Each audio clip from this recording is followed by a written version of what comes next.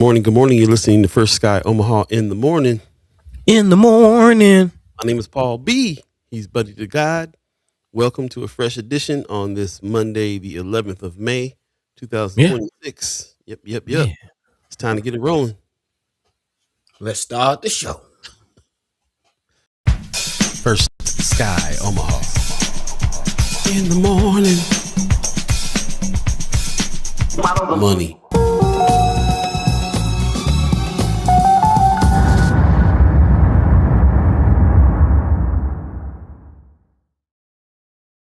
Once again, welcome. Fresh edition of First Sky Omaha in the morning.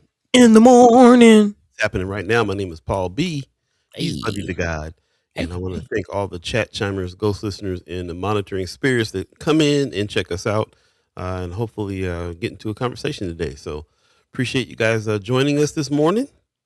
And yeah, it is a Monday. So let us know how your weekend went.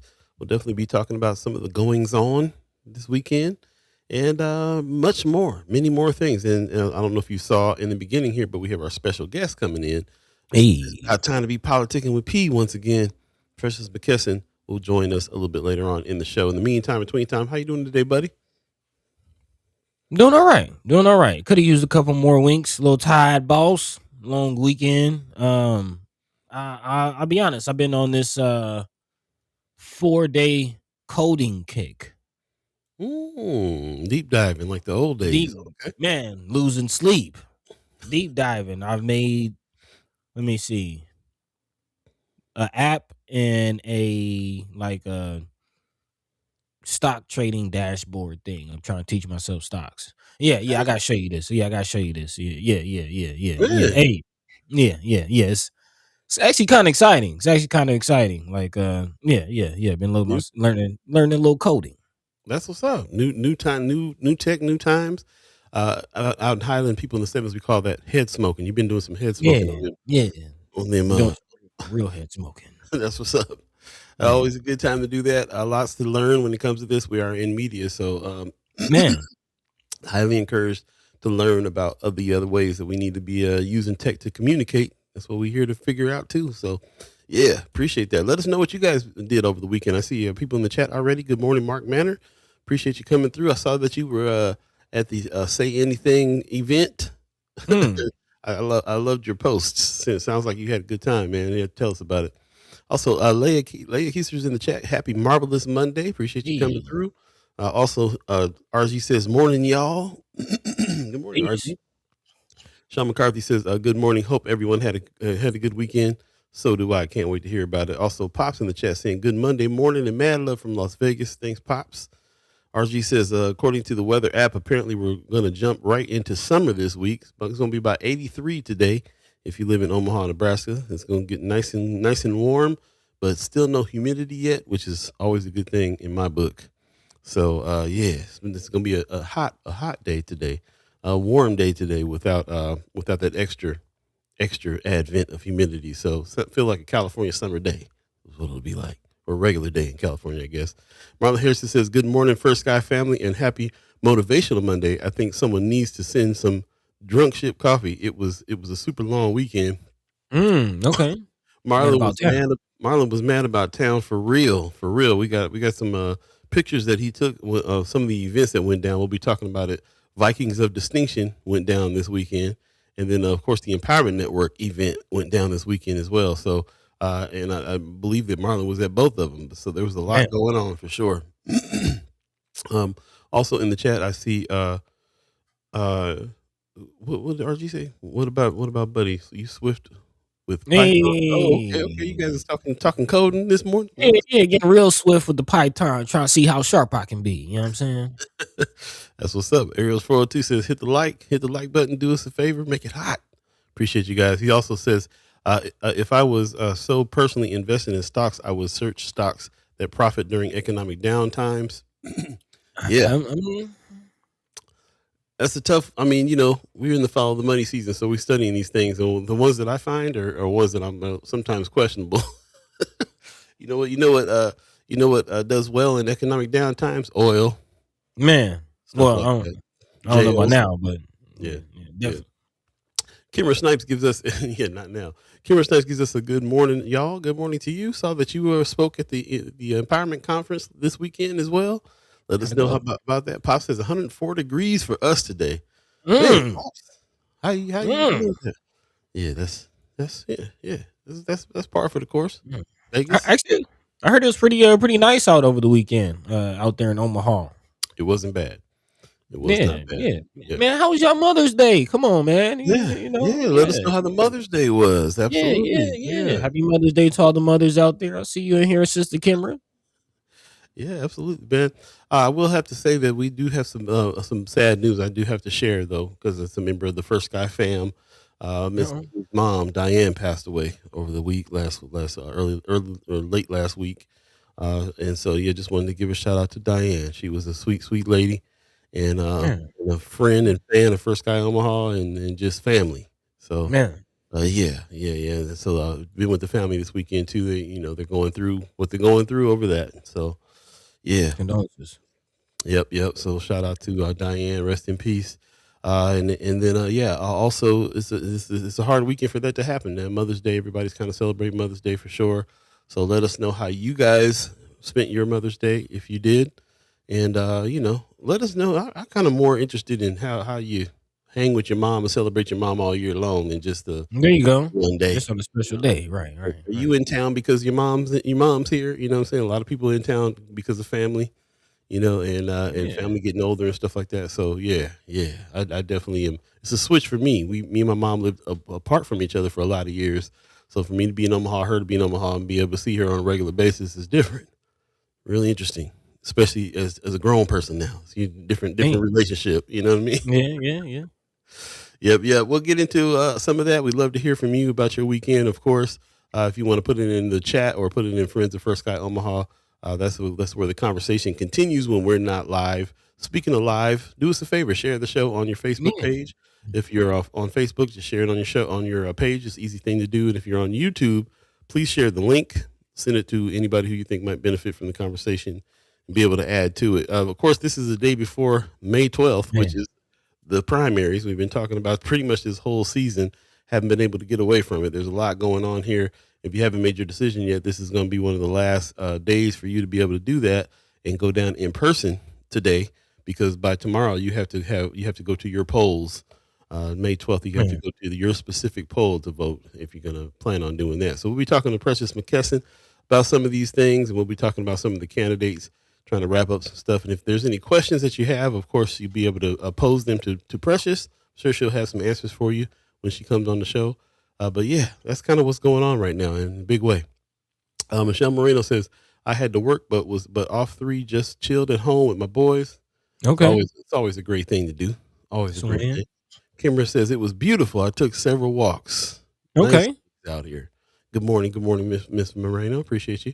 She says, I went to Sunday school and church in our house. Every day is a holiday to be celebrated. My Bubba turned Mhm. 26 Saturday, though. Hey, Okay. Right. man, More grown man. life. That's what's up. Grown man now. That's what's happening. She says, like, ooh, like getting up there. Can't tell me I ain't 25 though. That's right. You're forever 25. Like There they you go. said, black don't crack and beige don't age. That's what it is. Well, Well, Harrison says, I brought my mom some lotions and skincare from black owned business that was at Empowerment Conference. Nice. okay. Calling your mom's ashy? No. No, he didn't do that. Don't be putting words in. Look, we ain't here to get nobody in trouble around here. Right. That was Yeah. beautiful. That was beautiful. Marlon, I saw you took pictures of your plates too. How many plates when you went down at the Empowerment Network? I saw some good food out there. It looked like to Hey me. man, last time I told y'all we buried the lead. They feed you out there. They feed you. They sure do. Yeah. Let us know how the conference went. If you went, I'll put a little community updates out there. We already talked Yeah. about the fact that tomorrow is vote day, and that's really what's going on around here. Is everybody trying to get their notes together to make sure that goes down. Also, party at the polls went down, man. Shout out to Precious McKesson. We'll be talking to her when she comes on. DJ Mr. Soul was out there. We got a few pictures to show from party at the polls and went down. Man. So that's what's up. Absolutely. Also, a few more things that went down. Of course, Content Creator Camp is going on. It started on Man. Saturday. That's the other thing that happened Saturday morning. Content Creators Camp. Shout out to Marlon, who just wanted to come by and hang out and see the new class. So that's what's up. Really? Yeah, man. Marlon came by and hung out. See him taking notes. was a good time. It was a good time. We got a good crowd out. Shout out to Leia from the Documenters, who was the instructor this time around. And Nice. yeah, it went down. So we got 3 more weeks of that. And yeah, can't. I'm looking forward to it. It was a really great experience. So if you guys are interested in doing our content creator camp, send us your name. We'll sign you up for the next class. firstskyOmaha@gmail.com. Kind of went down. So yeah, that's what's happening. Also, couple things that are coming up that I think are pretty interesting and important. Of course, there's a day party happening on the 24th. I think you should Hey, put this on your agenda here because it's going to be at the Elks. I gotta say, man, I'm finding out a whole lot of activity that happens in the Deuce goes down around the Elks. The Elks still holding it down big time, big and as you time. can see, they got more stuff going on. So this is every time I see a Sunday day party, that's grown folks in the house right there. That's Oh what yeah. it's made for. So yeah, DJ Mr. Soul, who's the dude right now, he's absolutely going to be there and DJing. It's going to be at Elks on the 24th. Put this on your calendar. I think it's a real interesting thing to see. And it's hosted by the Native Omahans Club. So shout out to Native Omahans Club for putting a day party out on the Deuce. It's going to be fun. Yeah. You Malcolm see X that bottom Memorial. corner, Say again. the 30 and up. Did they put that on there? Yeah, Whoa. yeah, that bottom corner, 30 and up. Grown Yeah. folks only. Grown folks only. Bubba can't come. Not this time. Malcolm X Memorial Foundation has an event coming up. The press conference at the birth site is going down on the 19th, and it's going down. I can't wait to check this out too. Announcing the new updates about the Malcolm X birth site, if anybody's been wondering, and development initiative. That's what's up. With remarks from the Mayor Ewing and other community leaders. It's going down, man. Tuesday, May 19th at 10:30 a.m. Mark this on your calendars. Make sure you get down to the Malcolm X Memorial Foundation for the big press conference and announcement coming. Yeah, that's gonna be hot. I can't wait. I actually got to talk to Miss Joanna LaFleur from the Malcolm X Memorial Foundation, and she's excited about what's going on here. So we'll be talking about it for sure. Yep. That's about it right now as far as HAPS is concerned. As far as community updates are concerned, we'll save some more for a little later on in the show. But right now, let's go ahead and jump into today's thread. Find out what we're talking about today, buddy. What's on your mind? Man, I'm going to talk about a few things on today. Definitely looking back at the weekend as far as what went down. Recap our content creator camp a little bit. Also, I do want to give some shout out to some Vikings of distinction doing some things as a former Viking myself. A shout out to Marlon Harrison, who's been really man on the town. Man, I don't know if y'all been paying attention to his post, but again, doing a great job at just letting people know what's going on in the community, what's going on outside. Because hey, there is a lot going on. So again, we need more voices to definitely help tell the story. And big shout out to brother Marlon for yeah. As you see it, man. V's up Yeah. all day, Let all me day. let me write it down since you said it. Miss Kimberly Sherrod, who we had on the show, she's from Native Omaha's Club. She was a Viking of distinction this time. Ron KJ Johnson, also Dr. James Q Simmons, also Senator Ashley Spivey, one of Hey, the Vikings of distinction this time around, and Dr. Mark Wilson. So these are classes of 91, 96, 2004, even 1973. So that's what's up. Vikings of distinction. Shout out to them. We'll have some video coming soon. I work with Marlon a little bit on video on some interviews here, so we'll be man, talking to them. And yeah, I didn't go to North, but I was proud. I felt that, and V's up. I got to sit at the table with Brother Maine Haynes. Man, see, yeah. Yeah, So again, big shout out to Marlon, man on the street. Definitely be talking about that. Also, of course, went down over the weekend. The conference. Shout out to our partners at the Empowerment Network. I know Sister Cameron, you were out there speaking. Definitely would love to hear takes from anybody who was out there. And I kind of continue talking about our conversation again about some of the opportunities business wise out there and some other things as we get into following the money throughout this episode. Again, that is still the season theme, follow the money. And kind of interesting, there's one shout out to Senator Justin Wayne. He posted on this issue with Tranquility Park. I don't know mm, if you heard about that, but again, we've been paying attention to a lot of the development that's been going on throughout this season. And apparently there's been a hiccup with this one. So kind of looking at what's going on with that situation. Also, there's a potential standoff between the state and Lincoln in regards to minimum wage. I don't know if you heard about this, but definitely want to talk about it as we follow the money. Of course, we talked about the national proposal to push the minimum wage on the federal level to $25. Looks like Lincoln trying to, do their own thing. But what does right. that mean? possibly violating state law. Yeah, we got to talk about it. Got to talk about Mhm. it. And of course, all of that leading to tomorrow, because again, the people who make those decisions are elected. And tomorrow is your opportunity to do just that. As we've been mentioning, we will have Sister Precious McKesson coming on, talking about not just the primaries here in Nebraska, but of course, what's been going on nationally with the recent Supreme Court decision. Now things going back and forth in Tennessee, things going back and forth in Virginia. I don't know if you heard about the latest court decision on that move out there, but yeah, things going backwards in Virginia. Mm. Shout out to the Justins getting down. Yeah, we got a lot to talk about. Mhm. So again, Mhm. we're here for the next 2 hours. As always, let your mind be free, let your voice be heard. In the meantime, between time, Paul B. Yo, yo. What's the word? What's the word? Man, if there's a lot of words happening here on the chat. I see Marlon says, Man. Kimmer says, Marlon, because you went and I got me some. Buddy, RG says, buddy up here trying to get grown folks whooped. Don't be calling nobody Mama Ashley on the Ain't no fighting words. I'm fighting words. for real. Marlon says 3 plates, 2 salad plates, and 1 main plate. Proud, Okay. Good proud. job. Good job. 3 plate squad. Balance. That's right. Kimmer says, Vita Jeffrey, Vicky Quates Ferris, and lady named Christy from Vermont AME Church in Tulsa, Oklahoma, put on a really great session about using R and heat history to create revenue streams. What is that? Yeah, what is R and heat? Sounds intriguing. She says, lots of energy around action, in my opinion. I presented with the director of KC Common Good. That's what's up. Okay. He says, KC neighborhoods are doing really great things, but they also have a city council that directly put $10 million into them.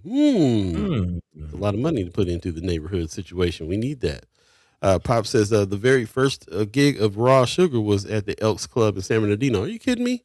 Wow, that's my dad and uncle's group back in the 70s. Okay. That's what's up, man. I did not know that. Elks gets down for real. Christy Nora in the chat giving us a good morning. Yeah, one last push going on here. Christy Nora is putting her money where her mouth is, running for legislative district 12. If anybody's from that district and that's watching the show, she's out there doing the work. I saw her in some pictures at Party at the Polls. So shout out to Christy Nora for doing the work too. Appreciate you coming on the show and continuing to be around with us this morning. Thank you. Also, I thought I saw Cuz in the chat. Where's everybody at here? Yeah, I saw talking about some good morning. Oh, Alan Faison, yeah. He says, good morning, first guy. Appreciate you. Kimmer also says that they started a 360 and reported that shootings annually have gone from in the thousands. I recall 3 to 4 to 400. Wow. That's crazy. That's what's up.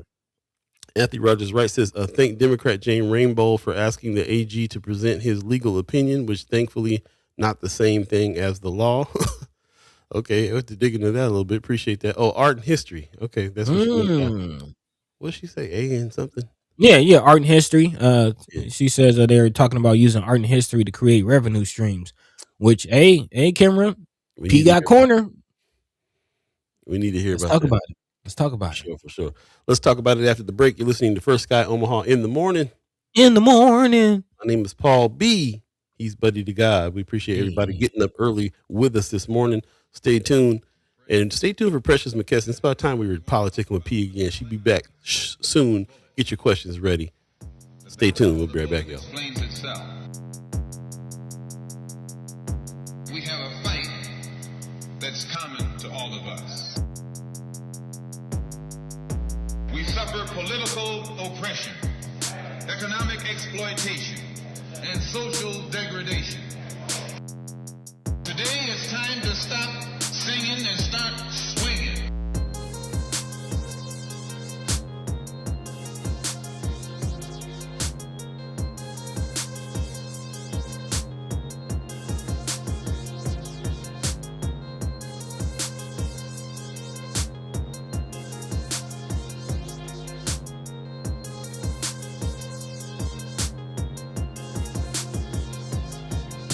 The ballot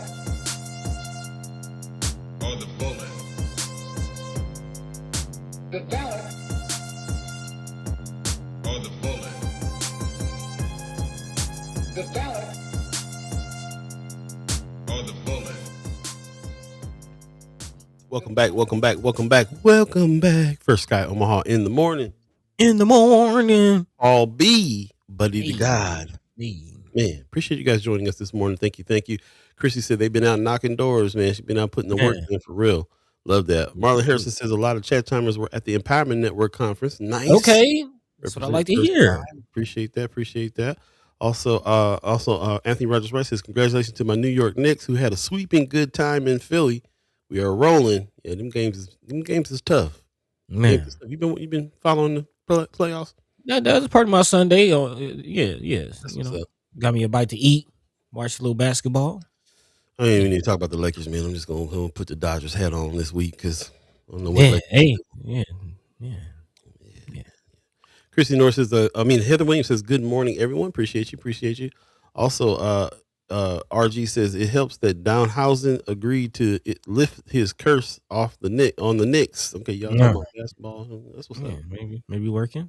I mean, we talking about sports. I don't know. Anybody watch the volleyball championships? That happened. Did that happen? Yeah. Apparently, Omaha Supernovas was in the Major League Volleyball Championship. Hey, that's great. Before we get too far into that, let's jump into the first story. What we got going on, buddy? What's on your mind? Move from one team to the next. Talking about our team, the content creators, and went down, of course, over the weekend, trying to build our own team up. That's right. Because we need it. We need it. Teamwork makes the dream work, and we need news gang to get active, man. So I did want to start there because again, this is season of follow the money, but you can't follow the money if you don't have people following the money. You know what I mean? Yeah, followers. Yeah. You gotta have the followers, the watchers. You know what I'm saying? So, big shout out to all the people that showed up. I'm actually pretty happy to learn that Brother Marlon came through and hung out for this first one because definitely that's over this last year. Again, if y'all don't know, Marlon Harrison, chat chimer, fam, and content creator alumni, was a part of the camp last week, and over the year, I've definitely appreciated how he's kept it going, man. Just again, being out, recording, documenting what's going on, and that's really what it's about. Again, telling our own story and letting the people know what's going on because it's a lot. It's a lot going on, man. So again, big shout out to Brother Sherman or Brother Marlon as you see him, touching the people, man. Out here, White Paul hanging out. That's what's up. Yeah.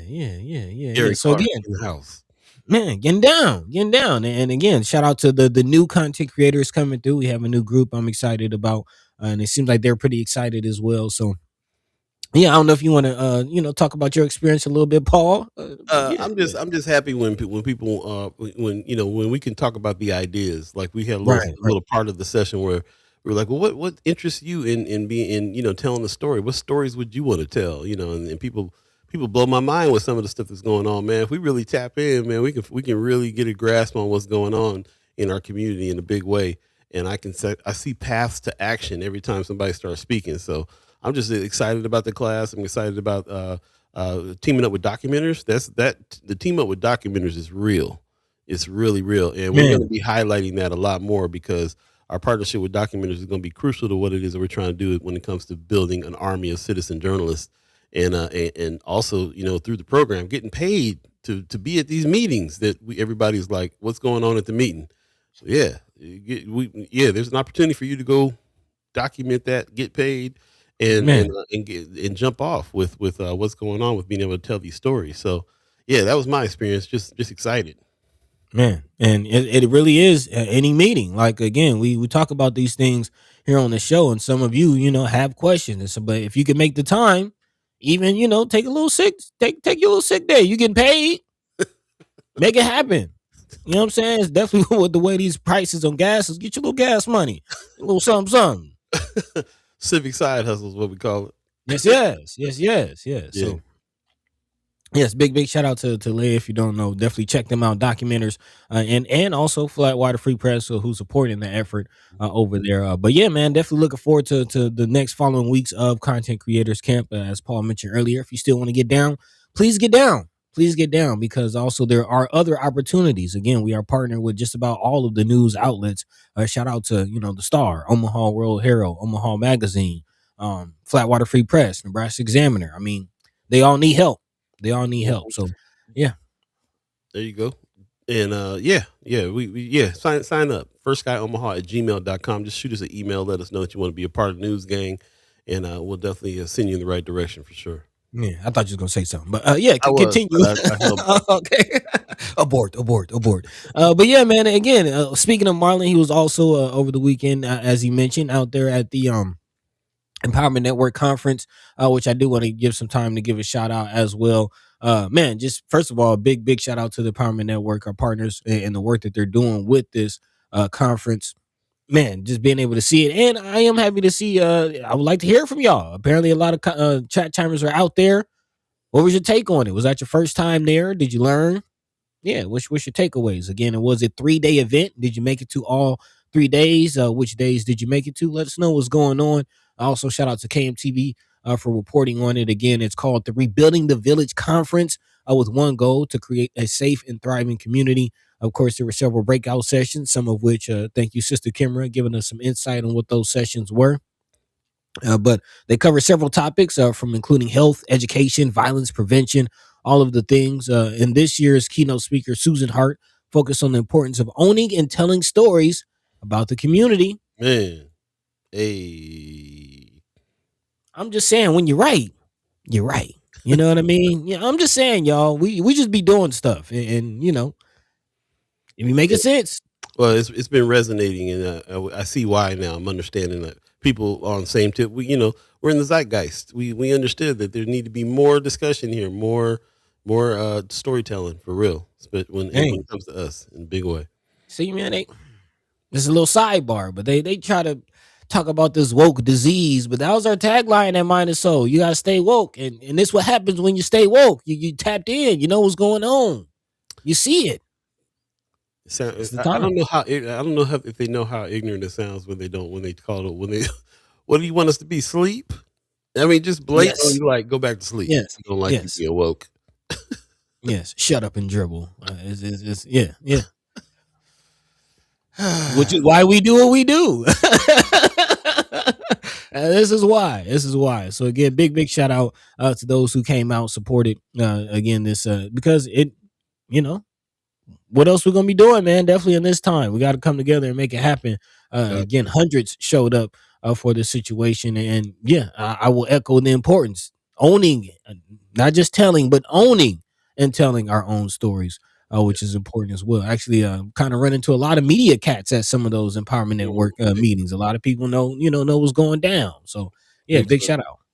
Hey, and also just want to give a shout out to the people that came from other states. Like this was a nationwide event, man. It wasn't just Omaha. People came from other states, and also special shout out to Vita Jeffrey because she was on our show on Friday early and then rushed over so she can do a breakout session over there at the Empowerment Network event too. So if you missed any parts of her interview, then go back and check it out on YouTube. Vita Jeffrey, very eye opening. Our next season is called Teamwork Makes the Dream Work. She's a connector.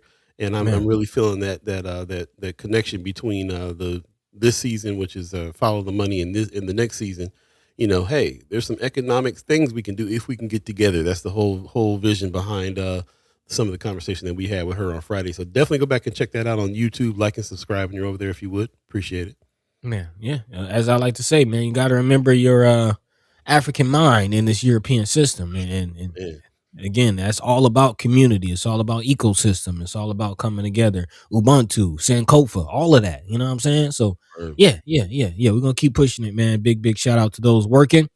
And I think that was pretty much it for the first. That's what's up. Let me jump into the comments here because Kimber's giving us a little bit more insights here on empowerment. Yes. She says it seemed like the audience was smaller this year, but I felt like the information was so irrelevant. At least for me, you probably meant relevant, and not just for my role in One Omaha. She says that was Tawana Black in the middle. She's from Omaha, Nebraska. She owns a major consulting agency in Minneapolis now. Wow. Marlon Harrison says the Empowerment Network has officially expanded to cities like Kansas City, New Orleans, Syracuse, Tulsa, and Austin. Man. Also, Kimmer says you can also see her almost any day at the North Omaha Visitor Center. Yeah, this the headquarters. I'm telling you, it's going down. It's going down. Now you call it what? The Black City Hall? Is that? Yeah, I've been calling the Black City Hall, man. All the really important meetings have been there. Some of the senators have hosted meetings there. The candidates, some of the bigger groups, some of the people that own a lot of North and South Omaha regularly have meetings there on strategy, and all the way to groups that are working for what do we call it when we're trying to help each other out?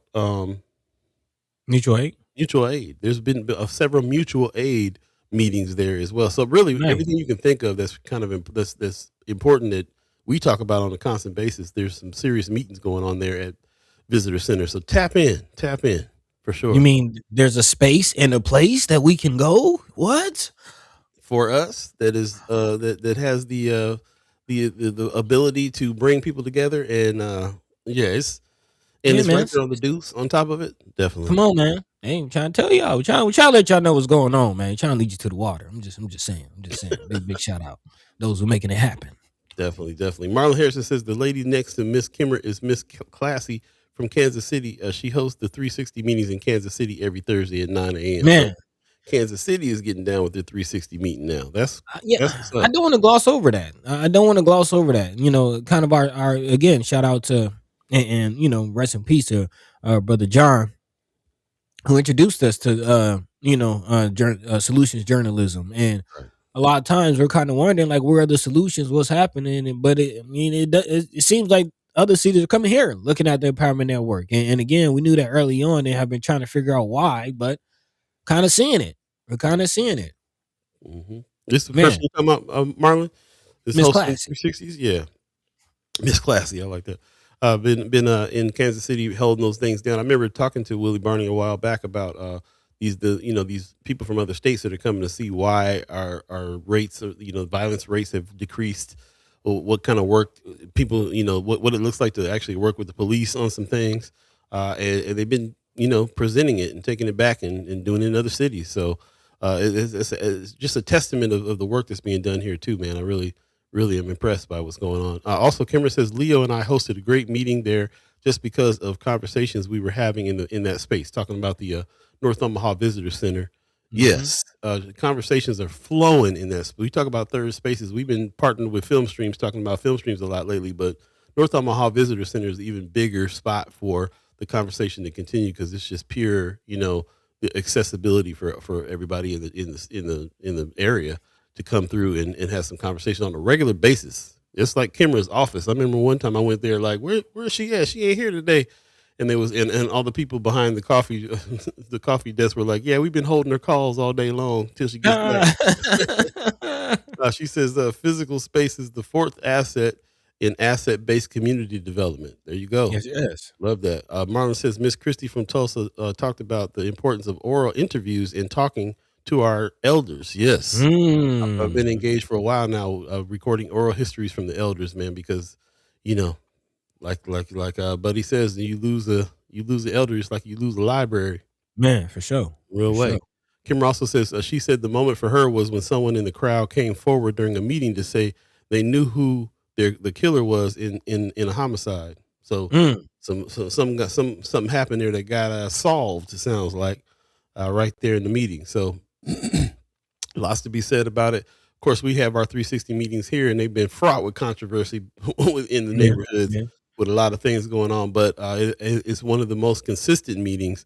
It is a meeting that they work on getting something done with it. And who's to say? We have to see how it works out that how it would happen if we didn't have these meetings. We always talk about the results, but these meetings weren't here.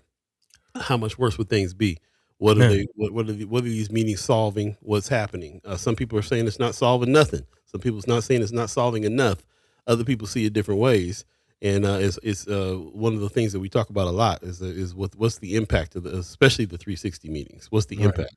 And I'll say it like this, man. Again, tomorrow's election day. This season is follow the money. Of course, we're not just talking about economies, but ecosystems. And 360 is infrastructure. 360 is a process. Imagine what we could do if we weren't in there going back and forth with Aaron Hansen. You know what I mean? What could we get done? What could we actually get done if we, having the 360 meetings had a sheriff that had some sense, that actually want to get some things done? We have a mechanism to speak to them to do that. Most deaf, and and sometimes it feels like we don't get nowhere with it. There's no changes there, but there's Mhm. opportunity to change, and I also really appreciate that that's a lane.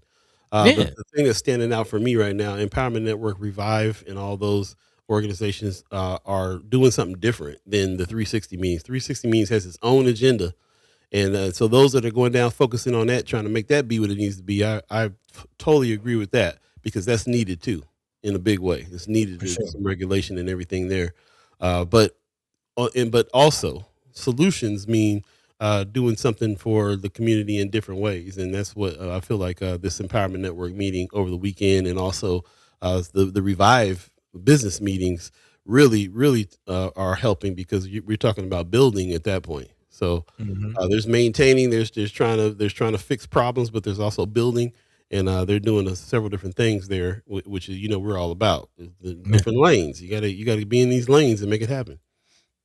there you go. There Yeah. you go. So Man, we'll move on from that. Appreciate it. 7:36 right now. If you believe in the concept of time, our special guest is coming in soon. Miss Precious McKesson will be politicking with P very shortly. hey. In the meantime, between time, we kind of skip past the time for the break. So you want to go ahead and jump into the next story here before we get to our guest? You need a Yeah, little we can breather? shift. Yeah, I actually do. I do. Okay. Yeah, we live. You can let us know. Yeah, yeah, yeah, We'll yeah, take a yeah. quick break and we'll come right back. Again, you're listening to First Sky Omaha in the morning. In the morning. Paul B, that's me. Buddy to God, that's him. Stay tuned. We'll be right back. Intend to play the role that Germans play. We have to show them by our actions that we do not intend to play the role that the Jews play. Get ready, Omaha. Join us for the Omaha Freedom Festival, a free, family-friendly celebration of Juneteenth on June 13th at Miller Park. Enjoy free food, community resources, and family fun from 12 to 5 p.m. Play basketball, kickball, dance, activities for all ages. Enter for a chance to win great prizes. Download your free day pass now at omahafreedomfestival.com. Celebrate freedom, family, food, and fun. The Omaha Freedom Festival. Everyone's invited and everything's free. Step into history at the Omaha Freedom Festival with our Negro Leagues and Black Baseball Storytelling Series, a powerful celebration of America's baseball legacy. Join us Saturday, June 13th, 2026 at Gene Leahy Mall Pavilion. Hear from historians and icons as they bring the rich history of the Negro Leagues to life. Just download your free ticket at omahafreedomfestival.com. Don't miss this celebration of history, heritage, and America's game. Only at the Omaha Freedom Festival. We're turning up the heat for Omaha Freedom Festival's night concert with Carrie Hilson, Life Jennings, and R&B superstar and Grammy-nominated Nivea, hosted by Josh Jones and music by DJ Chain. Don't miss one of the biggest R&B nights Omaha has ever seen. Join us Saturday, June 13th at Gene Leahy Mall Pavilion. Doors open at 7 p.m. Concert starts at 8:30 with fireworks after. Tickets at omahafreedomfestival.com or in person at LaFleur's New Look Fashion. Celebrate culture, music, and community at the Omaha Freedom Festival. Welcome back. First Sky Omaha in the morning. In the morning. Paul B, Buddy to God. Speaking of that Freedom Festival, we got some VIP tickets that we're going to be giving away here soon. So be looking for the, what are we calling it? The contest that we're setting up for that. And we're also going to have some brothers on from the concert and from these events that are coming up. Mark your calendars down. It's going down. June is coming quickly. I mean, it's already May 11th right now. So June is coming, and there's a lot of stuff going on in June as far as those things are concerned. All the Freedom Festival things are happening. Also, Juneteenth is getting riled up, fired up.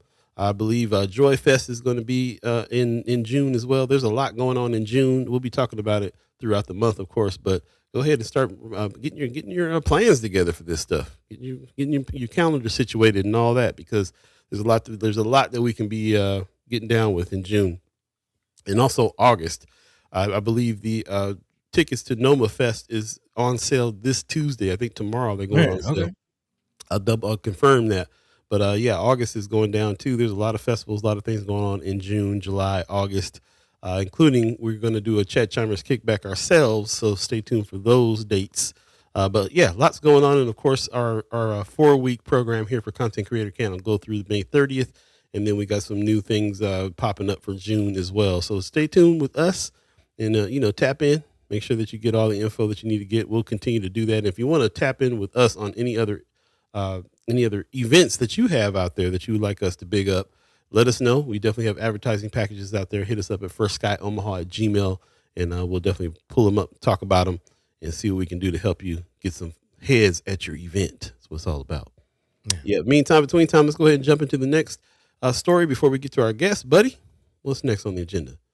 Yeah, of course. We've been pushing this 6 to dismiss, tagline, if you will, just putting it in front of mind the fact that the primaries are coming up. And again, since we've started the 6 to dismiss kind of push, we've learned that, of course, there's way more races than just the 6 and a lot more candidates than we could ever possibly be fully aware of, man. But it's important to do your due diligence. Say that 3 times fast, and get ready, because tomorrow is the day, and that is one of the lanes, as we've been laying out the political power. One of the lanes, and of course, this season is follow the money, but the connector is the decisions that these elected officials make when it comes to public money and public access to money and resources, which is kind of what I wanted to focus on as we get ready for our next guest and look at some of the issues. Of course, we've been speaking to some of the candidates about what their platform points are and what their plans are and visions and, all the things around them. But again, some of the issues, of course, one of which is public spending. Following the money is this season's theme. And this is very interesting. One of the major projects that we've been looking at kind of reached a snafu at the state level, which I find interesting. Would definitely love to hear your thoughts on this situation. Of course, we've been speaking about actually with Senator Terrell McKinney about the importance of sports, what that means. And actually, there's been some studies recently that's looking at some of the top sports in our youth. And soccer is one of them, which is why I'm sure there's a lot of excitement and now question about what's going on around this Tranquility Park project. I don't know if you heard about this. KMTV is reporting that the city of Omaha now has to shift to Plan B for the Tranquility Park project after the state has denied turnback tax requests, to the tune of $1.5 million, leaving a shortfall for the soccer complex.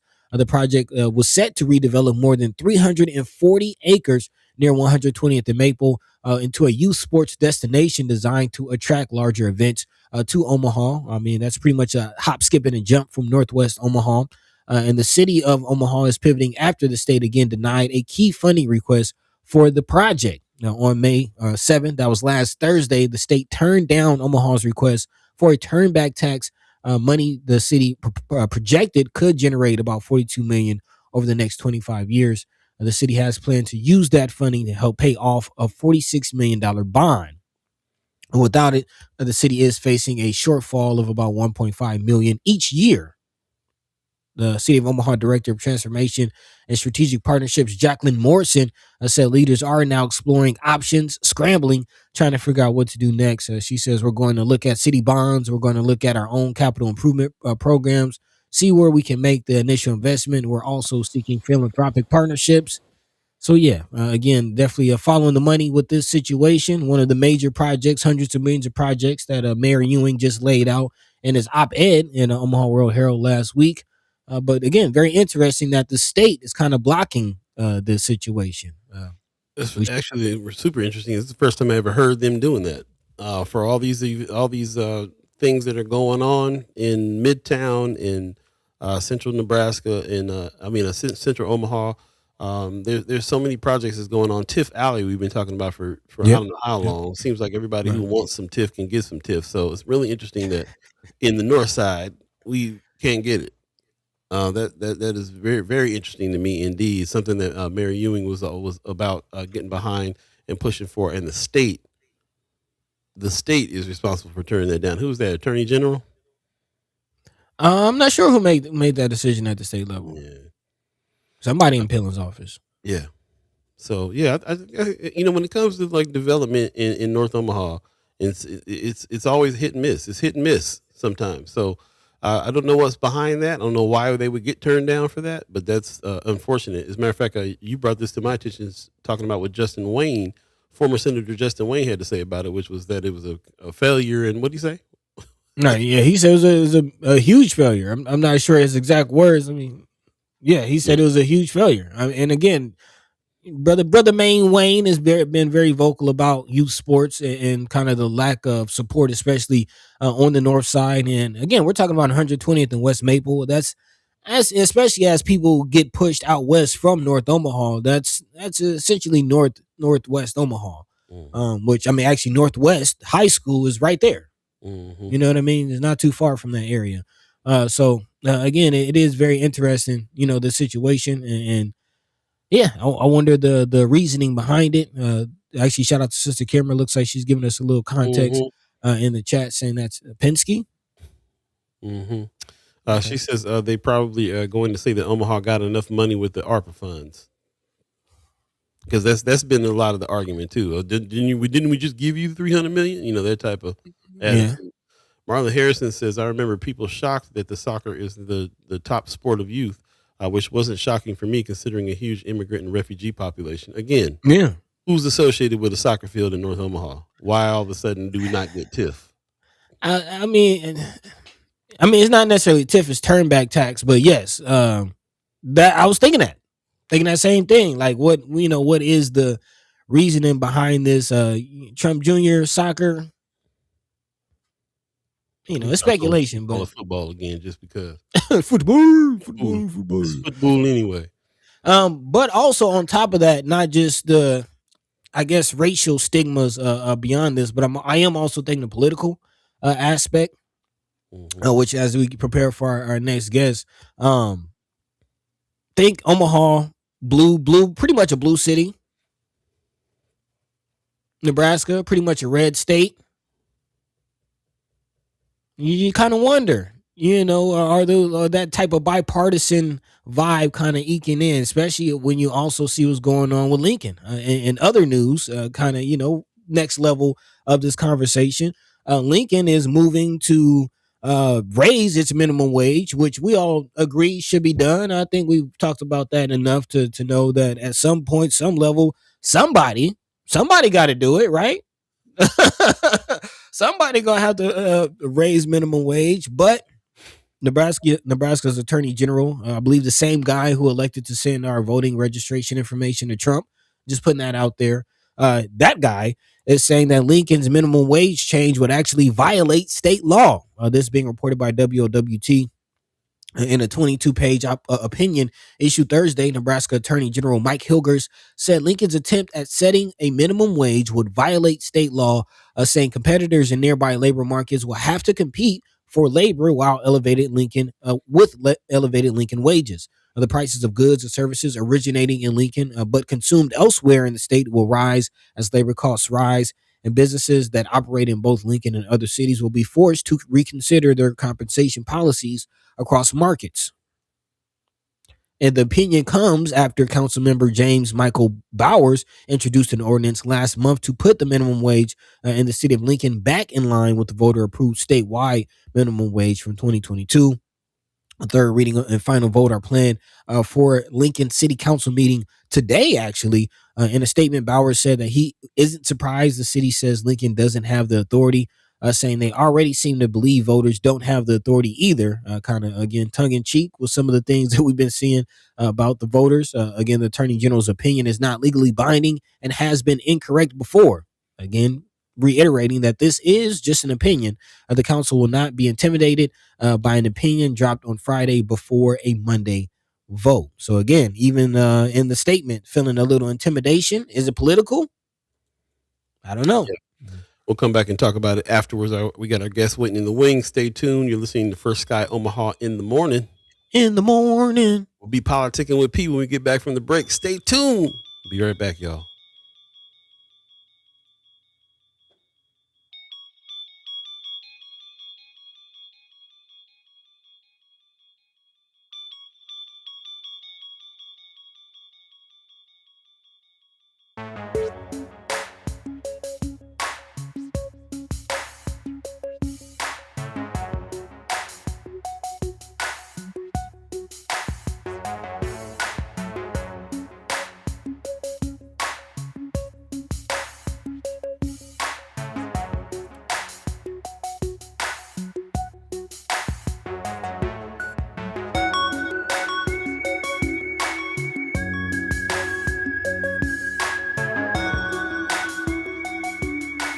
Welcome back. Welcome back. Welcome back. Welcome back. First Sky Omaha in the morning. Paul B. In the morning. Buddy the guy. We got Precious McKesson in the house. My bad. We got some internet static going on, messing up our timing around here. Good morning, Precious. Good Thanks for morning. joining us this morning. We finally politicking with P again. I love it. I love it. How you doing? Hey, I'm good. How are y'all? Hanging in there. Tired, boss. I need some more. I need some more sleep. I need some more sleep. How about you? I'm good. I'm good. I saw that you posted some stuff on Party at the Polls. You have a good time out there? Yeah, we had a really, just wanted to make sure we got people engaged, excited. So yeah, we had a really good turnout.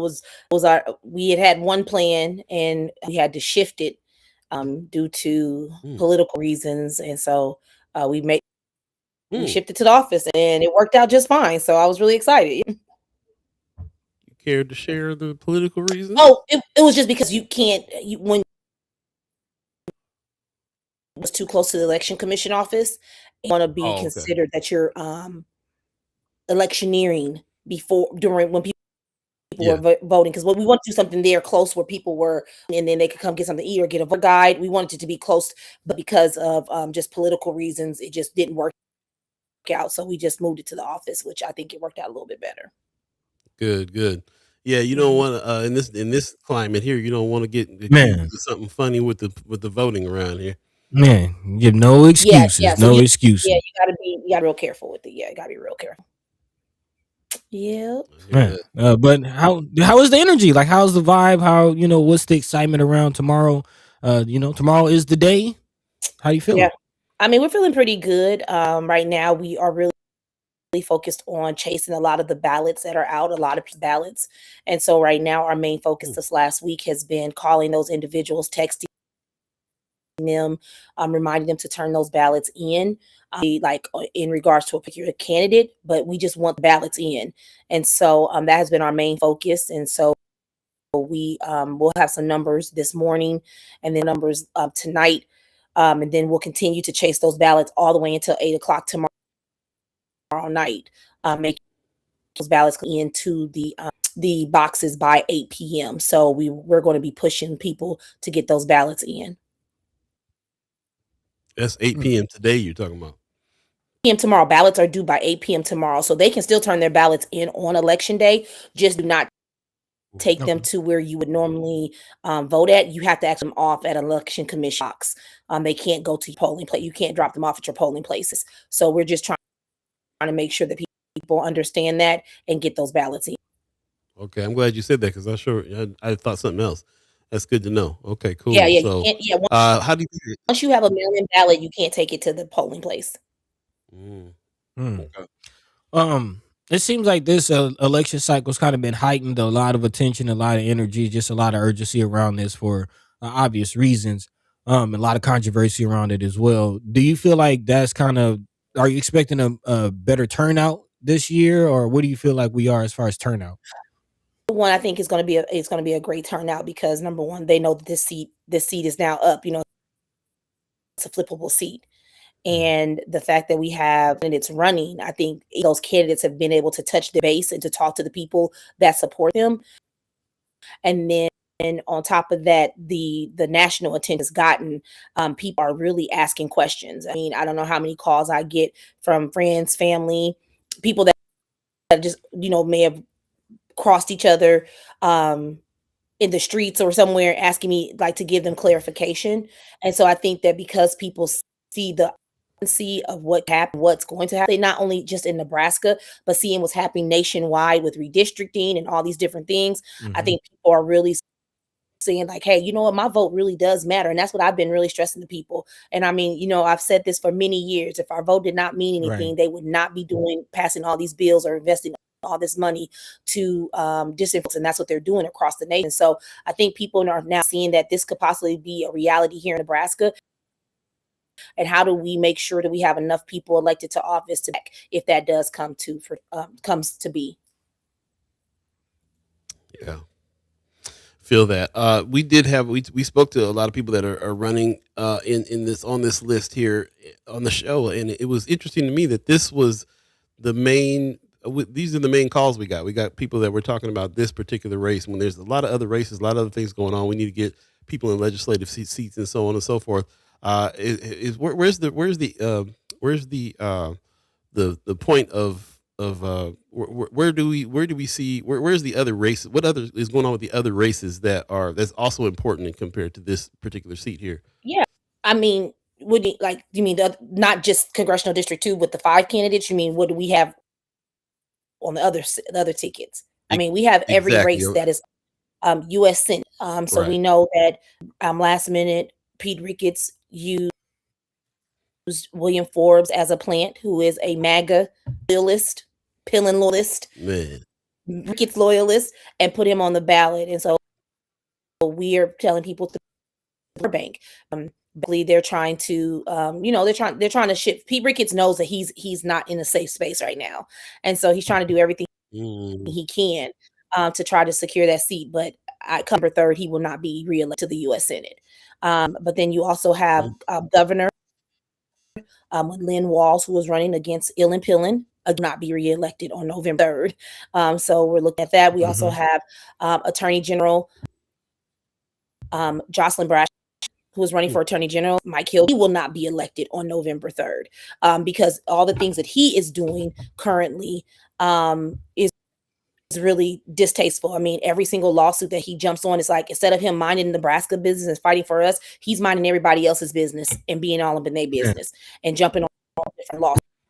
And so block different things. And so we have with the Attorney General, we have Secretary of State, Sarah Slattery, who was running. Let me see. We have 2 people running, District Douglas County Attorney, Michaela Danner, Amy Jacobson. We have sheriff race. Now, some people have been asking why they have not seen Martinez on the ballot for the sheriff. And it's because there's 2 people in that race. And because there's 2 people in that race, they will move over to the general election in November. So again, will not be reelected on November 3rd. Like, we are going down the line and removing people. So there's a lot of races. There's a lot of races for legislature. Our goal is in 17 people elected legislature. We are working a lot in the rural community also and making sure that there's some underdog races that people are that weren't looking for. I mean, we have a husband and a wife team. One is a Republican, one is an independent, and both running on the same ticket. Like, The he's a Walls Republican. there's the Walls who's the married couple? They're out in Western Nebraska. I don't remember their exact last name, but they're out in Western Nebraska. But they are running, I mean, because they see the democracy is at stake. And so they're like, either one of us is going to get in there because we're going to make some changes. You have Jess Goldoni running in LD 18. That seat, I think, is LD 18. I may have said the wrong, I don't want to say the wrong legislative district. Jess Goldoni is running. Got to make sure I don't say the wrong one. But she's running to replace Wendy DeBoer, who termed out. Everybody knows that district was a part of when we did the redistricting back in 2021. That district was really critical, and Wendy DeBoer won by votes because she had been redistricted. So it is a pretty good race that we're seeing. You have 2 Democrats running in LD 12 with Christy Knorr and Thomas Kastrup. You got a lot of people running for office, and so we're really focused on those races and helping those individuals. The Dem on Dem neutral, but we still offer the same support that we will offer any candidate. So I'm really excited to see what happens. Clerk of District Court and Douglas County. I don't know if many people know this. Those 2 races will be known tomorrow, depending on how the outcome comes. Those will be called. They will not go to the general. Wow. So for Douglas County Treasurer and the Clerk of District Court, those 2 races, you will know who those people either tomorrow evening or by the end of the week. But during this primary election, that's when we will know who's elected to those seats. So I don't think people understand how critical it is for these races. But again, I always say vote down the ballot because local elections matter just as much as your higher ticket. Right. So, those are the seats that Tony Vargas is running for one, and Justin Wayne running for another. Exactly. Those are the Yes. two. Yeah. Okay. Mhm. Wow, I didn't know There that you was go. gonna be called tomorrow. That's crazy. Mhm. Yeah, and some people, elect to sit out the primary, so all the more reason to get active. Well, we've been Yeah. talking You about this got it. Yeah. six. We've been talking about this six to dismiss for a while. We got that from a post that you did back in July of 2025, and it was when Don Macon decided he wasn't going to run, or he stepped out of the race, and Mhm. you were basically saying, he's one down and six to go or whatever you said, and we've been vibing Yeah. off of this for this whole time. To remind ourselves about these races, six to dismiss is something that we came up with, and it got birthed from you. So we appreciate you on I that. love Mhm. it. Uh, I but love it. The but sticks it to was this but middle. it was the six to dismiss. That's right. But like I said, we were thinking that we were going to be really kind of talking to more folks, but really the calls that we got and the people, it was all about that race that you were saying, this District 2 race that everybody, that the nation basically covered. It turned into a nationwide story, and we've been talking about that more. So I'm glad that you reiterating that these are the races that are super important that are going down now, because we still have all these folks here, man. I'm thinking about Don Klein, how much we talk about Don Klein on this show, Mike Flood on this show, Sheriff Aaron Hansen on this show. I mean, these are still very important things that are happening, and it's get out the vote time on that for real. So And I we also forgot appreciate on that. there. I did Adrian Smith ain't on there. I gotta get him out of there too. Look, I forgot about Adrian Smith. He be flying under the radar because he's coming out too in CD3. Okay. That's what's happening. Appreciate that. I'm seeing Ali Peeler in the chat. She says, "Is it just 18? Just amazing?" Or Christy Noren, District 12, talking about some folks that she's all about. Michael Watson in the chat saying, "Election is a number game in certain areas. Wonder how decreased voter registrations will play in races." Most Mm. definitely. Marlon Harrison says, "Ms. Precious is cutting in and out." Yeah, that's internet problems we got here a little Yeah, bit. yeah. All good. Bear It's with all good. us. Sean McCarthy says, "What's the deadline for dropping your ballot off at one of the approved voting drop off boxes?" Let's reiterate that real 8 quick. p.m. 8 p.m. But get it in early. If you can drop it off today, drop it off today so it can be in the first round of numbers because when they drop the numbers, I don't think people understand, like, numbers are dropped. Like, we get a schedule when they drop the results. So I say get it in today so you can be at least rounds over so that we can see. So even though it is 8 p.m. tomorrow, I say drop it off today. And if you can go vote today, go vote Okay. today at the election commission office because you can vote early at the office. And then tomorrow, if you don't vote today, you will have to go to your polling place. But you have the opportunity to still vote early. There you go. And I want to respond to Michael's question. He's right. The voter registration. I mean, that is something that has been very critical, and we've talked to many organizations who is real voter registration. And the thing is that when we look at the voter roll, that's something we've always watched, like who the voter roll, people who haven't voted, or what are watching those numbers, but also our focus for the party. We are doing really much so partisan voter registration. For so long, people have not done partisan registration. I mean, because other groups can't do partisan registration, they have to do nonpartisan voter reg, Mm. voter on partisan voter reg, but then also supporting those groups who are doing nonpartisan voter registration. But we do see those numbers, and we are concerned about that too. And that's why I tell people, it doesn't matter how many people you have registered. And I always say this: a voter registration is voter registration. What I need people to do is actually take the next step, go to the polls, and make that voter registration valid. Anybody can say, "Oh, I'm registered to vote," but are you voting? That's what I need us to Are do. We you need to voting? stop. We need to turn the voter registration vote because that's where it actually matters. Voter registration is voter registration. I can look on the Secretary website every day and see that there is how many people are registered to vote as Democrats, Republicans, Independents, Libertarians. But I want to see the numbers of when they actually come out and actually exercise that vote in that registration and vote election. Yeah. Just a side note before I pass it over to Buddy. If you're independent, this is what I found out too. If you're independent but you want to vote Democrat, then you got to go ask for it. They are sitting up there at the You desk. have to ask for the If ballot. you go early, you got to ask for the ballot. They won't offer it to you if you're independent. They can't. And they used You have to ask for it. they used to have a sign in which I don't. I'll check with Chris Carruthers today, but there used to be a sign on the when you go to check in to vote where it says you can request if you're independent, you can request. I'll check to see if that is still confirmed. But if they don't, you can.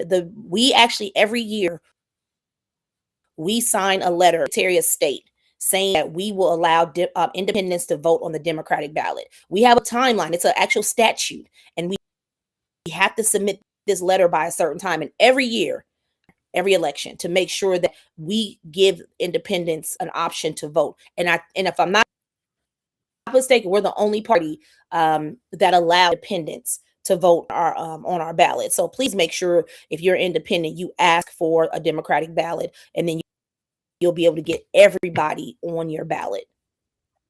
There you go. And I think it's a change. Like I said, last time I'm an independent, so last time I went and did that, they offered it. This time, the lady told me that they can't offer it. So I think that's one of the things that they're trying to shut down a little bit here, is letting people know that is possible. So you definitely have to ask for it. I just wanted to, before I pass over to Buddy in the chat, Frida Marlin is saying good morning and saying, just here to hear what gems I can learn from Precious. I heard that. Hey. Also, Marlon Harrison gives you a good morning too. So some love in the chat. Appreciate that. Also, Heather Williams says, do independent voters need to request a Democratic ballot? Yeah, we just answered that one. Appreciate that. Also, Kimber says, is anyone giving any rides to Election Commission? That's a good question. Any rides to Election Commission today? So if I'm not mistaken, Preston providing rides. Preston, the North Omaha Visitor Center. That was the last conversation I had, so they can reach out to the North Omaha Visitor Center there in Preston Love. That was the last thing he told me. Or appreciate that. Buddy, I know you got some things that you wanted to jump in with, and I probably bogarted you a little bit on that, so apologize. But yeah, go ahead. Jump in. No, you're good. You're good. I have a couple questions coming to mind. One is actually being addressed in the chat, but I'm gonna kind of ask it in the way I was more so thinking as far as CD2. Let's just talk about that specifically. As Paul mentioned, that has been a lot kind of the focus, really, where a lot of the candidates we've spoken to have all pretty much represented CD2. Of course, as you know, a lot of controversy around it, and I'm just kind of curious to get your take on how you think just the Democrats will fare, because it seems like it's very, like, there's a lot of mud being slung, there's a lot of controversy, it's just a lot of just damage being done to some of the candidates that try to make it through this primary. And I'm just kind of curious on your thoughts on how voters will respond to all of this round, just as far as Democrats go. I mean, I think voters are responding to it the way they should. They're asking the questions. It's getting them engaged. It's getting them aware of the situations. It's not just about policy. I mean, but I do feel like we got to talk about the issues. Let's talk about the issues. Let's talk about the issues that are impacting people. And I say that with all respect. I mean, all the candidates have their platform they're running on. But people want to hear about, how are you going to make my life better? They don't care about these ads and these different packs. Some people didn't even know what a pack was. How are you going to make these gas prices go down? How are you going to make these grocery prices go down? How are you going to make sure that my health care is good? And I just got to get back to talking about the whoever the nominee is going to have to really do that work starting on November 4th or whenever the race is called, gain back the momentum and talking to the voters about issues that are impacting them and making sure that we can go through on November 3rd and win and flip this seat blue. Yeah. Okay. I appreciate the answer. Actually, I appreciate that. So with that said, I do want to pivot to more of a national, definitely get your take on what we're seeing nationally with the recent Supreme Court decision. Of course, as you talk about impact, the gas prices, just all the things that we're seeing nationally, impacting us just as the electorate. I mean, we miss you, Precious. It's been a while since we talked to you, and it's a lot of things are going. Well, what we doing? What we doing, Precious? What is it looking like? Man, what we're going through right now. Man. It's a lot. It's hurtful. Every time I watch the news and see you got Tennessee, Florida did they thing, then they turn around and now they targeting a black woman for beating you, for beating you at the way that she's supposed to. She went away. She got the people, and because the people spoke, and you're a coward, you now want to attack her. What we're seeing right now is truly going back to the Jim Crow era. I mean, it's really what we're seeing, and they can't win without cheating. They feel like, let us get people elected to these offices, let the Supreme Court do these different things, decisions, so we can impact them. When you start to see in Shelby County, primarily black district in Tennessee, in Memphis, Tennessee, and they go in and attack it that way, they don't care about us. But this is why I have a problem where people will sit behind the keyboards and say whatever they have to say, but they won't get out and vote. This is why to vote, because your vote is your power, because this is what they're trying to take from you. And because you don't show up, they say it's easy for them to do it. And so what we're seeing right now, we have a lot of work to do. We have a lot of work to do. And it has to stop being, what type of you? This has to get back to humanity. Like, what type of person are you? What type of values do you carry that you want to see for other people? And it's a lot. And I sit back and I question myself, like, do I want to go another election cycle with this? Do I want to do this anymore? Because every time you feel like you're going forward, go backwards. And honestly, I'm starting in November of 2024 after Kamala Harris lost. It's like I'm starting to refeel that pain, and that people did not. They thought the Project 2025 was a joke. People thought it was a joke. They literally was like, no, here's our playbook. And people's like, oh, they're not going to be able to do that. And look what they're doing. And so to figure out as a party how we stand up, how we stop letting them. I tell people all the time, I don't have time for the cookie cutter. I don't have time to be nice. Quit being nice to these people, thinking that we're going to extend olive branches. Get in the damn mud with them.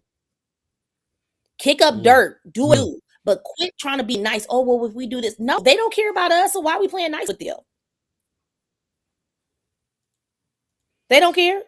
Definitely feel the Jim Crow creeping up, like 50s coming over the horizon. And I'm glad you mentioned the Project 2025. I haven't really been able to talk to actually, you're the perfect person to talk about this with. And I'm hearing whispers about the next move of Republicans after this midterm, as far as trying to get 33 states to get a convention, congressional convention, and a constitutional convention to possibly change some of the Constitution. I'm hearing. Are you hearing about this? Thoughts about what could possibly be next? Because of course they're not just going to stop with this. No, we've done a great job of focusing on the election, because I knew what's at stake for the midterm. But I know once this midterm is over, we know that got to be prepared, because 28 is going to be creep up real quick. And we don't know what they're going to try to do. And so I have that yet. But again, I've been really putting focus toward this midterm and making sure that, what we need is going to be done, and what we need to do to make sure that we win this race. Any of these races, and as you should, right. As you should. Somebody has to be on the front lines. But as somebody who's, talks about these things 3 days a week, watching these things, and it's my job to be honest on this mic about what it is that I see. Just putting a bug in your ear. Why are they doing all this redistricting the way that they're doing? And it feels like they're trying to redistrict their way into a 33 state majority so they can call a constitutional convention and legally change the Constitution. To what? I don't know, but I'm just saying this is what I'm seeing. I mean, but I presidential agree. terms. Yeah, I was just about to say that. because we know So that. there is Yeah, that. There is that. yes.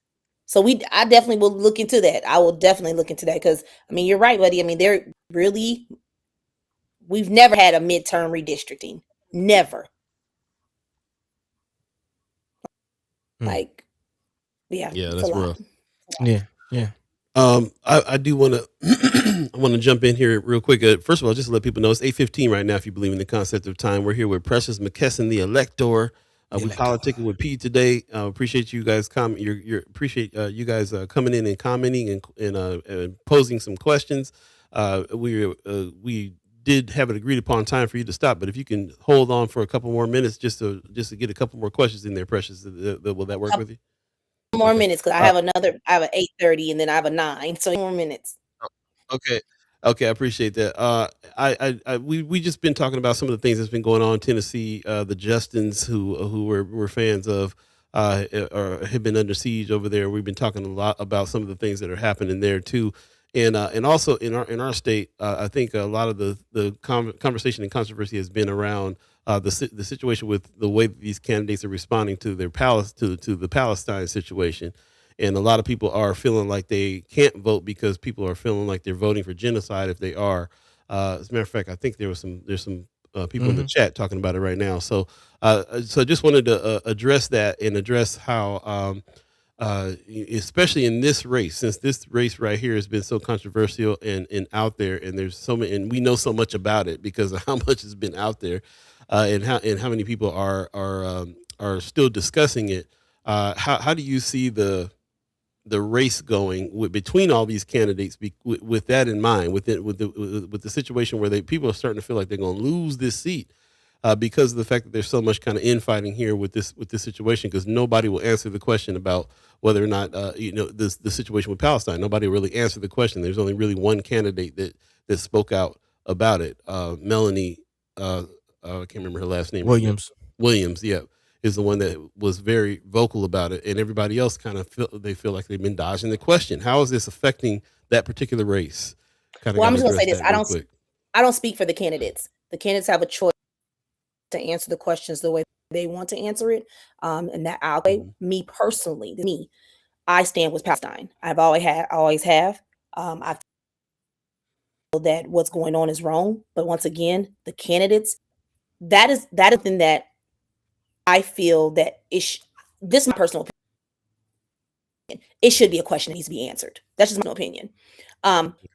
Feel that again, that is their platform, how they run. I can't tell a candidate what they should say and what they can't say because I'm not a campaign manager. Not on their campaigns.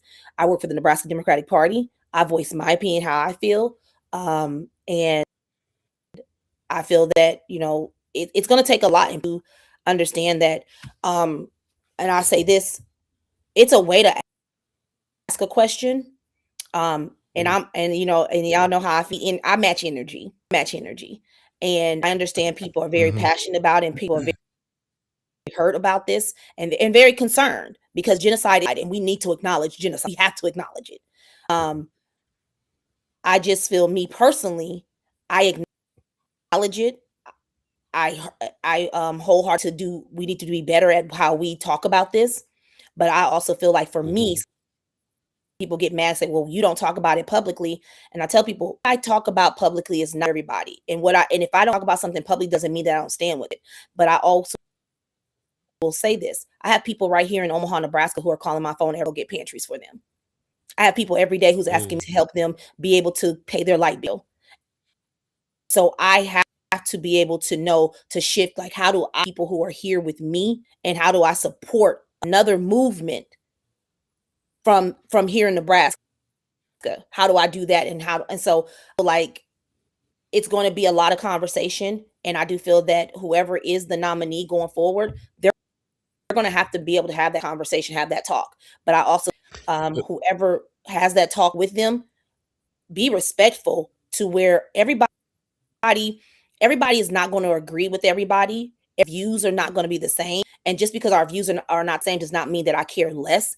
But you can't force somebody to think the way that you think. You can't do that. But you can have the conversation. You see what I'm saying?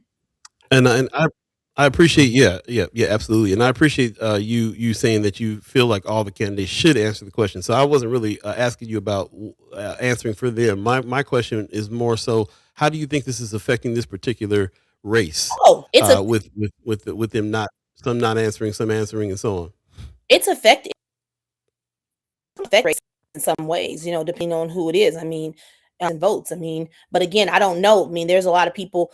We saw it in 2024. We saw it with Kamala Harris. We saw it. Mhm. A lot of those individuals, they didn't vote. They didn't show up, and those are sometimes our normal voters. Regular voters who voted on the Democrat team. So I don't know how it's going to be because but I think it may be some type of impact. But yeah, I mean, these are people Okay. take. I just wondered if you was worried about. Hmm. I'm not worried, but I do feel like some of the candidates, you will see an impact. Yeah. Yeah, I mean, I think the fact that you do have like a melon, like there is still a Democratic candidate that even has answered the question, and if people do feel that strongly about it, they have a candidate that they can vote for, so that the Yeah. same thing still stands. Well, we appreciate Yeah, you, and I'm they still have sorry. some. Yeah. Sorry to keep you a little past the late. And I also wanted to big up that you were out at 87.9 The Culture. Shout out to 87.9 The Culture. Shout out to DJ Mr. Soul. I'm so proud of watching DJ Mr. Soul do what he's doing. Because first of all, I was a fan of him as a DJ, and now I'm a fan of him as a cat that's like reaching out and talking about some important things and bringing on candidates and doing the thing too, like really stretching out with the show. And I love it. When I saw it, man, I was so happy to see you over there doing that. Hanging with him and all the stuff he's doing. I think he DJ'd that party at the poll too, right? Yes, he did. Yeah, this was funny because we had been talking about doing this segment for a while, and I think we actually talked about it back in maybe December, January. I was like, I don't know. I don't know. And so I kind of know. And then I wanted to make sure I could commit because I'm always, different knows when I'm in my home. Right. Yeah, and it's been really good. It's because no one knows what he's going to ask me. I don't know. We don't prep for the show, and sometimes I'll be like, because I'm glad we don't have a kid. Because if you can see my face, sometimes I'll be like, "Did you really just ask me that question?" So he gets that. He gets the real precious, and then sometimes I forget the mic is on, and I'll be like, "Oh, okay, what are we doing today?" Yeah. And so That's what's being up. able, being able to talk of dialogue and laugh, and then again, the candidates have been on there just like they've been on y'all show. I encourage all candidates all the time. If you're not on Black radio and Black media, we got a problem.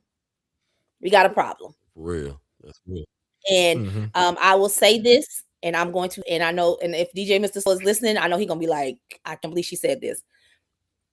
But I'm gonna say this on this show. If you are a candidate running for office and you go on any of these Black media shows, I don't care who you are, you need to be investing in these businesses because they are business owners. Don't go on their platform and not advertise on their platform. And I stand by the Nebraska Democratic Party. We stands by that. If you see me on here, send me. I need to do some media buy. Like, I'm going to show up because this platform is important. And so I say that to any candidate, whoever the nominee is going through, you need to be investing in Black media. Not just going on the show to talk about your platform, but you to be investing in these because there's business owners too. So I stand on that. Appreciate and that. There you go. Come to death row. Come to death row. That's right. Hey. Precious. We gotta not let so much time pass before you have you on again for sure. Most definitely. Hopefully, like you say, we'll summer going into. I know y'all take a little break during the summer, but we know that this election is critical, and I need everybody to please, like I can't stress it enough. they are trying to erase our history, and we are letting them when we don't show up at the polls, and making sure you're voting for. And and my thing is, if you don't like a certain candidate, or not say like a candidate, if you have a issue or something that you feel like you're not getting from a candidate, and if that candidate does reach back out to you, call me, reach out to me, because I will call so and so's been out to you and responding, because that is they are when we vote somebody in, we vote them into office. They work for us. We don't work for them. Mm-hmm. We are voters. We vote them in to do a job to represent us. And so they should be available to take those calls and to take that and be able to say, hey, you know what? Own it. And my thing is, if you own it and you say, okay, you know what? Let me see how I can fix it. I think people have a little bit more respect for the work, for the whole political entity, regardless if you're Republican, Democrat, Independent, Libertarian, however party you affiliate. We start to talk to each other and say, hey, how do we work together instead of working against each other? I think people will be able to we'll see a lot of more work being done.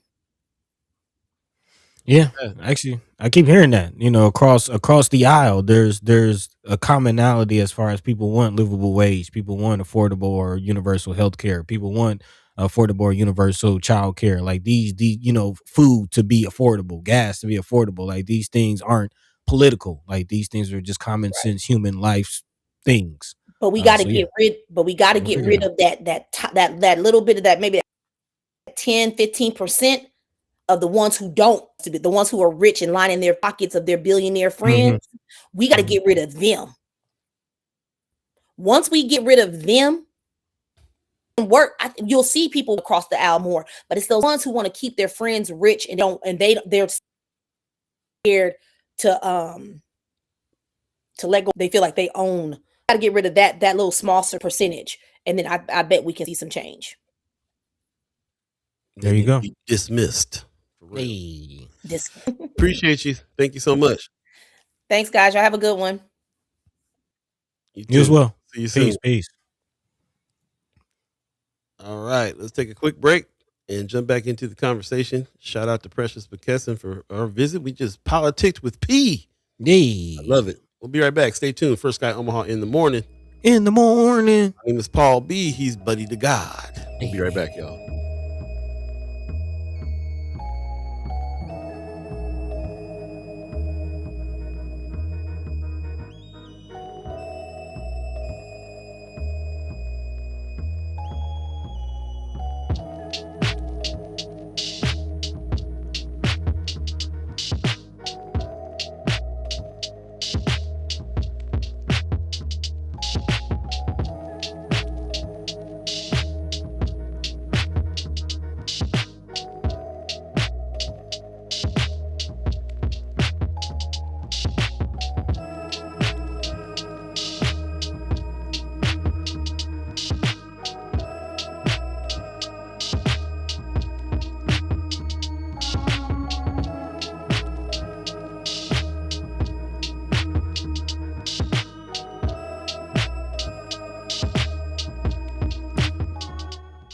Welcome back. First Guy Omaha in the morning.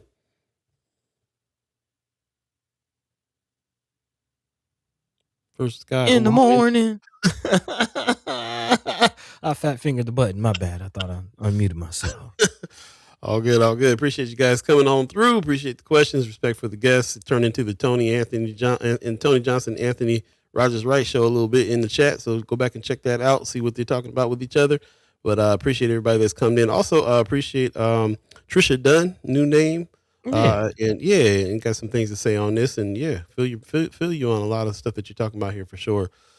She's the Palestine thing is a huge piece to everybody and their decisions all the way back to, she's reminding me all the way back to Kamala Harris. Everybody was like, when you think about the rallies and stuff that she was having that had all the protesters outside, like, hey, this is genocide, not acceptable. So there's a lot to be said on this thing too. And I was really kind of trying to glean from Precious about whether or not this was going to hurt that race with all the people running. and what that was going to mean. First of all, it's already, when you got a lot of candidates, it's already hard because you're kind of diluting out the vote a little bit, and that's already going to be a battle to try to win that seat. Remember, all those people are running against the Republican, Each other.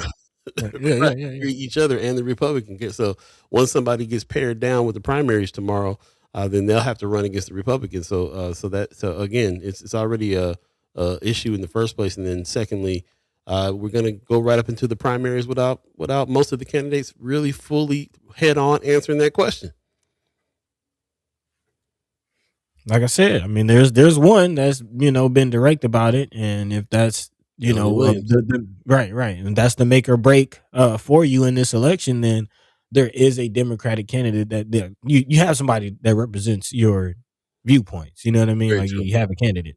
I think it'd be different if none of them acknowledge that. Then you kind of got to go like, well, now I got to pick a Democratic candidate just to, you know what I mean? Like Or you could write somebody in or leave it right, blank. right. Other people have some other strategies as well too, not just the people that are voting because of their particular issue that they're on, but the strategy. We had Preston Love Jr. on to talk about the reason why he was endorsing Denise Powell, and a lot of that had to do with the kind of access that we can have with somebody in that seat when they get there, and also the bigger play of trying to get enough people in that can challenge Donald Trump. So there's other reasons why people are picking the candidates that they're picking besides just those particular issues or their particular issues. And then, I feel like that question about Palestine is something that everybody got to kind of ask themselves first, bro. Like that's the deal is like, we've so caught up in being like, are the candidates asking this? Like, where do we stand on it? Where do we personally stand on what's going on over there? If we feel that way, I appreciate that Precious came on and was like, this is me talking. This is the way I feel about it. And that, then when you say that out loud, then you got to reconcile who it is that you getting behind, whether or not they feel the same way. So yeah, it's a lot to discuss. I mean, a lot to go through. And I gotta say too, like you gotta remember that one of the reasons why we have such low turnout and such low numbers, especially in the Black community too, is because of these reasons here. Do you know how many white folks and white Republican folks that I know that just go vote? They don't even know who they're voting for half the time, bro. Really? They don't even know who. They just know that they see the R and they hit the R and they keep it moving. They don't even know what they stand for. None of that. I have way more friends that are not, way more friends that are, well, I take that back because the balance is shifting now. I got way more white friends that are more politically knowledgeable now. But before it was a whole lot more friends that weren't, but still were active. With us, we don't, if we ain't with it and ain't about it and don't know nothing about it, we won't even bother. And I think that's some of the reasons why we got low turnout numbers and so on and so forth, because there is a lot. You got to do some research. You got to know where you stand. You got to find out where somebody else stands. You got to believe them. Then you got to take the action to go down. Then you got to fight people who are trying to stop you from going down. Then you got to go down and you got to do it. Make a decision. Pull the trigger on something. It's a lot. It's a lot. But it doesn't have to be. It doesn't really have to be if you're in the motion of it. And if you're understanding and if you're keeping up with some things that are going on, if you made your decisions, you know who you are, and you're going to do what you're going to do, then it's not really hard. It's not really hard. So Anthony Rogers, right? And I am going to pull this one up. He said, vote blue no matter who is a null set and doesn't work anymore. I don't think it ever did. And it doesn't work for any party. Man, well, actually, let's talk about that a little bit, because there was a post on Friends of speaking of strategy, some ideas, a response to what we're seeing nationally with this push to basically make every state a red state. This gerrymandering that's going on before our very eyes. Let's just call it what it is. Mm-hmm. And I posted this. There was some response, and again, I don't necessarily agree or not. It's just really food for thought, and would definitely love to hear your takes on this. But again, this is a response, is a social media post from a Dr. Cordell Roll Esquire, who is saying that and this is something that I did pique my interest as far as the comparison between or the comparison between race and party politic lines. Again, we don't really talk to many Black Republicans, but that is kind of like I would like to know why and what is your viewpoint on some of these things, because regardless, of contrary to popular belief, we're not a monolith, and not all black people to Anthony Rogers' right point that vote blue no matter who doesn't work. It doesn't. Not everybody is on that tip. So again, the poll says, and the proposal is, the Supreme Court didn't say blacks can't vote. Nothing on this map says black people can't vote here. This is simply a Democrat and Republican map. Talking about, again, the redistricting that's going on. Of course, we do know that race is tied to it. But as far as what the letter is saying, the letter of the law per se, it says Democrat, Republican, not black versus white. He says we need to be we don't need, or he says we need not be simple-minded, be strategic in thought and planning. If you're black, run as a Republican. If you have an entire red areas to win, if you black in the red area, vote the black guy into office. Then you can make the change you need. Fun fact, you don't need to live in your congressional district to run for that seat. You only need to be a citizen of the state. But again, this is just some food for thought. Strategy is kind of where we are going in this, not necessarily focusing too many candidates, but what is the overall strategy that we can then plug candidates into that strategy as again a process to get to where we're trying to get. Paul, what are your thoughts on this? I know a few people in the chat. I see Brother Michael Watts has some things to say. What say you? Yeah, it's definitely a new thought for me. I'm glad you posted it. It's definitely a new thought. You get caught up in the districts and so on and so forth. What's been going on because of the drama that's been happening. Specifically with one of the Justins, we had the brothers Justin out here, door knocking with Ashley Spivey and Terrell McKinney, senators. Put some respect on their name. And this is him getting pulled out by some sheriff that he had to call boy a couple times in his face, which I thought was boy, you crazy boy. Went off because of the tensions on the floor. And we talk about the new Jim Crow. We're looking at these maps here that are their successful attempts to redistrict, and we get caught up in these things this way and feel passionate about the fact that they're trying to take our history away, where they're taking us back, getting rid of civil rights laws and things like that that has made it difficult. But is there something we can do, even if you're in these districts? Is there something you can do? We always are trying to get everybody to make sure that they're at least making decisions based on their best interests, looking into the candidates, voting their conscience. We want everybody to do that kind of stuff anyway. So there's anything we can do, anything that we can do that circumvents that. And that was kind of the thing too.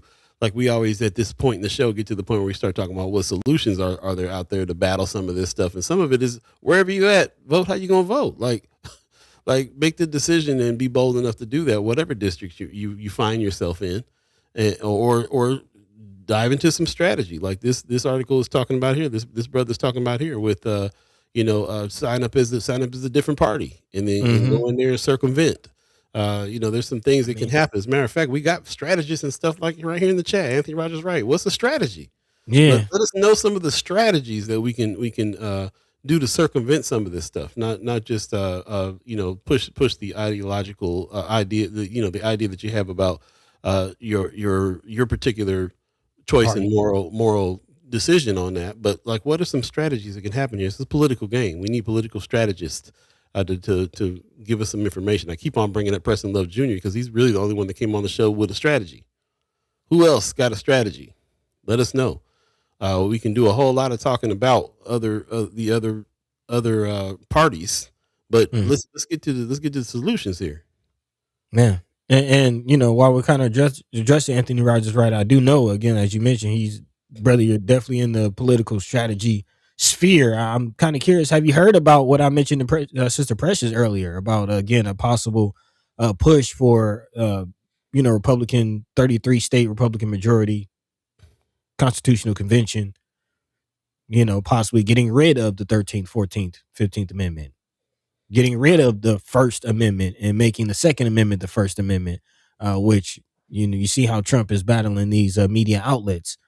Or even at the very least, trying to add a third term. Right. Add a third term. Right. Yeah, lots of it. Anthony Rogers Rice says the first strategy is to stop being too drunk on federal elections. We need to learn from the right. When they got trounced by Obama in 2008, they shifted to a state and local strategy. Man, I mean, to actually achieve what it is I just laid out, they have to lock down 33 states, which means they have to have a state level strategy to do that. So yeah. Mhm.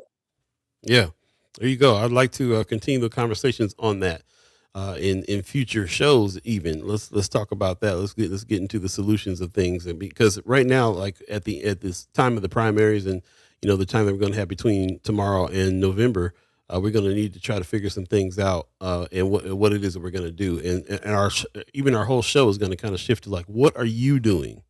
What are you doing? What's the groups that you're involved with doing? What are we doing with this instead of and backing off from the race stuff a little bit? Anthony Rogers Rice says we must heed the words of Kwame Ture, Ella Baker, and the people of Loudness County, Alabama, who understood the politics is a bottom up process. Reconstruction was a state strategy, not federal. There you go. Man. Yeah. 10 to Pat also in the chat saying he has no interest in strategy, talking about Trump, saying his goal is getting rid of the whole constitutional republic, so anything he says is sabotage. The playbook is there. You can go find 2025 and read it all there to hear about their strategy. We don't need to. Right. We don't need to even speculate on that strategy anymore. It's laid out.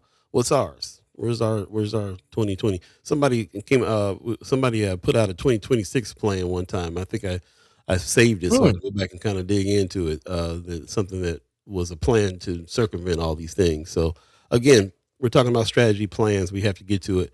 Before we move on, though, I do want to make one distinction. Precious made a plea to these candidates that were coming onto the show to support the black media and black business. Buddy and I actually made the decision that we weren't going to be doing that with the candidates. We did an ad with we did some advertising with the Democratic Party. Anybody who's coming to talk about getting out the vote, which is really the only thing the Democratic Party was pushing with us, we're cool with that. But we're not really going to be in there because it was too much. It felt too much like we were endorsing certain candidates by having them only ones be the ones that come on and give us a little money to do their thing. We would love for them to be supporting black media, but not just because they're running a race and not because they need the airtime coverage for that. We'll invite people on that we want to invite on, that you want us to invite on, and that call us, and that's who we're going to talk to. There is no strategy behind who's on the show and so on and so forth, and that's the decision we made on that. So just wanted to clarify that if you're a party out there or an entity out there that's just trying to get down with get out the vote, hit us up, firstguyomaha@gmail.com. We'll send you a rate sheet. But for individual candidates, you're only talking to the candidates that we invite on or that call us or that you ask for, as far as that's concerned. So it's just our efforts to move away from a little bit, this ain't the typical thing we got going on here. And we're not going to turn it typical by doing what everybody else is doing. Not speaking for 87.9, if they wanted to take political candidate money, cool. And again, we know that even if they did, that doesn't mean they're endorsing that particular individual either. This is business, but we decided for us that we're gonna shy away from that. Yeah, appreciate it. I'm gonna go one more with Anthony Rogers Wright, and then we'll move on here. He says under Obama, the Democrats lost over 1,000 state seats in 36 state legislatures. Everything that we're fighting today started at the state level and made its way to the Supreme Court. The state level, buddy, you own something with that for real. Tony Johnson, I feel the Vote Blue campaign has proven not productive or impactful when you look at Democratic majority boards in existence for years who have made very little movement, such as OPS. Okay, interesting. Also, Omaha City Council is also majority Democrat. True. Anthony Rogers right. Yes, Paul. Black media is every day, not just 2 and 4 years. You got that right. I'm saying. RG says, I meant to tell you I was doing a literal junk mail clean out a couple of weeks back and came across a nondescript envelope. Okay. Ooh, what was in that? Yeah. Do tell. He said, okay. Whoa, really? That's interesting. RG said, opened it up and it was a Heritage Foundation mailer from 2023. Man, that's interesting. Was it talking about 2025? What was it talking about? He said basically a recruitment letter. Whoa. Dang. That's crazy. Wild. Yeah. That's weird. That's wild. I appreciate that. 10 to Pat says, need to vote as a block, get behind a candidate and go. That's the only way. That's the only way MAGA is going to be unseated. Yeah, we Word. talked about Yeah. voting as a block for sure. Yeah, appreciate that. Marlon Harrison says white people don't realize putting most of the Constitution is going to hurt them more than us. Remember, Italians, Irish, and Greek weren't considered white. Man, it's funny you said that, Marlon. I had a whole conversation about this last night. Just late night studio conversations. But it's just interesting. It is interesting, like, not to go down the rabbit hole, not to put on the tin hat, but it's just very interesting how all this unfolds, like how Israel itself was founded, Bush, the Iran Contra situation, like how all of this is playing out. It's playing out kind of like theater, if you ask me. Like, yeah. All right, we'll leave it there at 8:45. Time. Appreciate y'all for sure. We got our monthly meetup with the mayor coming up shortly. Obviously, some things we're going to have to talk to him about, especially about this soccer stadium situation. We're going to see what kind of battles he's trying to fight on the state level. Got some questions. Get your questions ready. We'll be tapping in with him in the next couple of weeks. Monthly meetup with the mayor is happening very shortly. Matter of fact, let's take a quick break. We'll come back and finish out the show. Stay tuned. You're listening to First Sky Omaha in the morning. Paul B, buddy to God. Appreciate all the chat chimers who's tapping into this conversation and providing some good information, good questions, and all that good stuff. We appreciate you. Stay tuned. We'll be right back, y'all. Hey.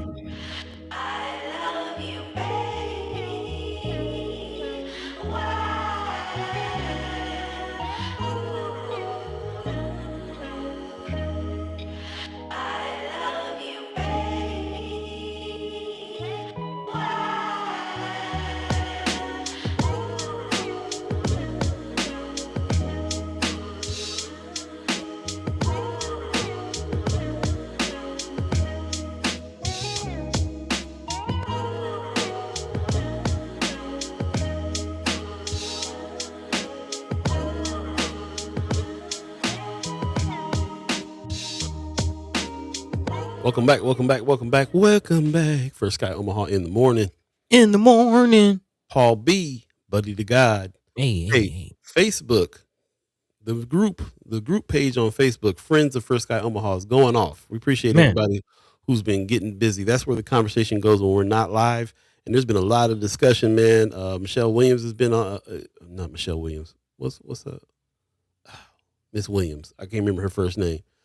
We had her on the show just recently. Melanie Williams, the candidate, has been all over the place. A lot of people have been chiming up. I guess that was a very, very poignant interview, and everybody got down with it. If you want to check that out, she's kind of the only ones that really spoke up about Palestine in very particular, very pointed ways. And so, everybody kind of knows where she stands on that and been really commenting on it. So go back and check that interview out on YouTube if you would. Appreciate that very much. Also, everybody's been calling us about this situation here with the cruise ship. I knew we was forgetting something. I knew we were forgetting some story. Yeah. Man. Yeah. 17 Americans from the hantavirus ship to be quarantined in Omaha. As a matter of fact, actually this morning I heard that they were that one person has already arrived, and I have a friend that's a nurse. Shout out to DJ Angie Spence, one of my favorite DJs in town as well, who said the other day, she watched some folks come in. So she's over there on front lines, seeing what's happening. And then the question is, are we safe? This is not the first. Some people were shocked to learn that this is kind of where people come.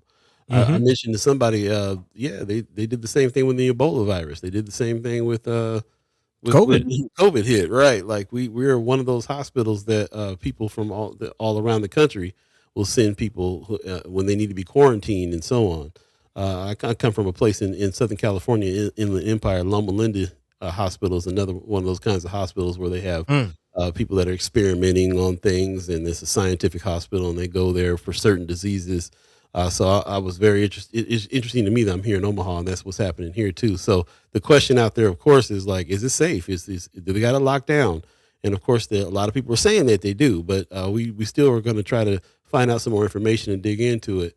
Is there anything that we need to discuss more on that? I think that I kind of want to just bring it up to make sure that people understood this is happening now. It's so funny because I was thinking about taking the family on a cruise and stuff like that, and I saw Man, this. I was like, listen, oh man, wow. bro, I had a cruise planned for the summer. Like, you know what I'm saying? Me and Pops was supposed to be doing something for Father's Day. Like, you know what I mean? Try to get down, man. And this happens. This Yeah. happens. So yeah, I'm a little skeptical. I'm kind of looking at my plans, like, For sure. I mean, that's what happened. That's how it came up. Came up first like that for me, and I'm just like, man. I also got a friend that works on a cruise ship, and I you know, first thing I tried to do was try to reach out. I wanted to know if that was his ship. I don't think it was, but yeah, that was the first thing, and then the second thing was, well, I was like, man, that's really sad. A couple people died, and man, Yeah. this thing, you know, and they on a ship. They, you know, what they gonna do? They better hurry up and get somewhere. And then we heard about the country that they're going to. That was like, I don't know if we want them here like that, where the boat had to go. And that was it. And then a couple of days later, it hit different when they were like, and they're going to bring those 17 people to Omaha. I was like, out of all the places that these boats dock, Man. yeah. So the question is you know, is it safe? What's going on? What's happening? And of course, all the news reports say that they are. Of course, the health, you know, the hospital is saying they're ready for this. They've been doing this. I Uh, mean, it is a top research facility. I mean, we talk about what are some of the industries, you know, especially here in the season to follow the money. What where does the money come from in Omaha? What are the industries and hospitals and you know medical health. research is definitely one of your health. Uh, man, all the way down, you know, from the hospitals to the research, even to the insurance, like just the health Mhm. industry, you know, is a moneymaker in Omaha. And you know, Mayor Ewing is definitely aware of that. He's all about it. Yeah, I see Will's turning, Paul. Yeah, I see. No wonder they vote a certain way in this state all the time. Yeah, This hey, local. I'm just saying, man. I just give you the food for thought. You know, you got to eat. You got to eat. But yeah, yeah, Yeah, that's yeah, wild. man. That is what it is. And Mary Ewing is all about it. I don't know if you saw his post, but Mhm. you know, he's definitely opening the doors of the city, saying that we're here to not just help. You know, we're here to help the world, and the world is kind of watching what's going on here in Omaha. So very interesting Yeah. situation. Very interesting. I do have some kind of thoughts on that though. I do think the timing of it is pretty interesting. Like, you know what I mean? It's when they gonna release these Epstein files, man. They releasing Look, they, they didn't they give the people a disease on that boat just to hide the Epstein hey, file. well, I think you know they did come from Argentina, and Argentina was one of the three countries that didn't recognize slavery. I'm just saying, you know, where did the Nazis go? I'm just saying. And don't we get I'm just saying. Argentina beef now that what's the name close? In lieu of Nebraska, I'm just saying, you know what I mean? That Pops in the chat says, I think Legionnaire's disease began on cruise ships and spread like wildfire. I hope this one does not do the same. They're saying it's not. They're saying that it's not something that was like how COVID was, where it just no, spread everywhere and you touched something that had COVID on it, you had COVID. You had to be intimately close proximity for hours with a person to catch this. hmm So you know they're giving us some different details on it. We'll have to we'll dig in, but yeah. and I do think the report on the people that are coming to Omaha off the ship, I think they are asymptomatic. I think this is kind of a like a quarantine watch type Yeah. situation, but But we'll see. if you got family and friends in the health industry, you know, talk to them. I do. Be careful around them. You know, sometimes that stuff can spread just because of the people that work there. So it's something to keep your eye on since we're in Omaha. You know what I'm saying? Yeah, Like, yeah. it is what it is. Is what it is, and more information we get, we'll definitely bring it to you because now it's local, big time. There you go. Appreciate that. It is 8:53 right now. If you believe in the concept of time, we got about 7 more minutes on this Monday. Set intentions for the week is kind of the idea that we have. We want to Yeah, do, yeah, man, and of course the big thing is that tomorrow is the primaries. So man. the biggest thing out right now, as far as HAPS is concerned, is this. This is the biggest thing happening. So you better get out and do something about it in a Word, real way, word. for sure, for sure. But you know, we're all about love supreme. We're all about living alive with one another. We're all about arts, fun, all the good stuff. Cinco de Mayo is coming up. Get ready for that on the 15th. It's coming up shortly. The parade and everything that's going down South 24th Street. If you haven't experienced that, you really should. Man, so Pretty what you significant. doing? Yeah. Yeah, what you doing? Go get you some tacos, some elotes and stuff like that. Man. Get down. Get down. And again, we have our monthly meetup with the mayor coming up shortly. So definitely get you some tickets. I mean, get you some tickets. Get you some questions ready for the mayor, because we're going to be diving in a little bit deeper this time around than we usually do, just because we have some very specific things to talk about and ask about. This fight with the state being one of them, in a big way.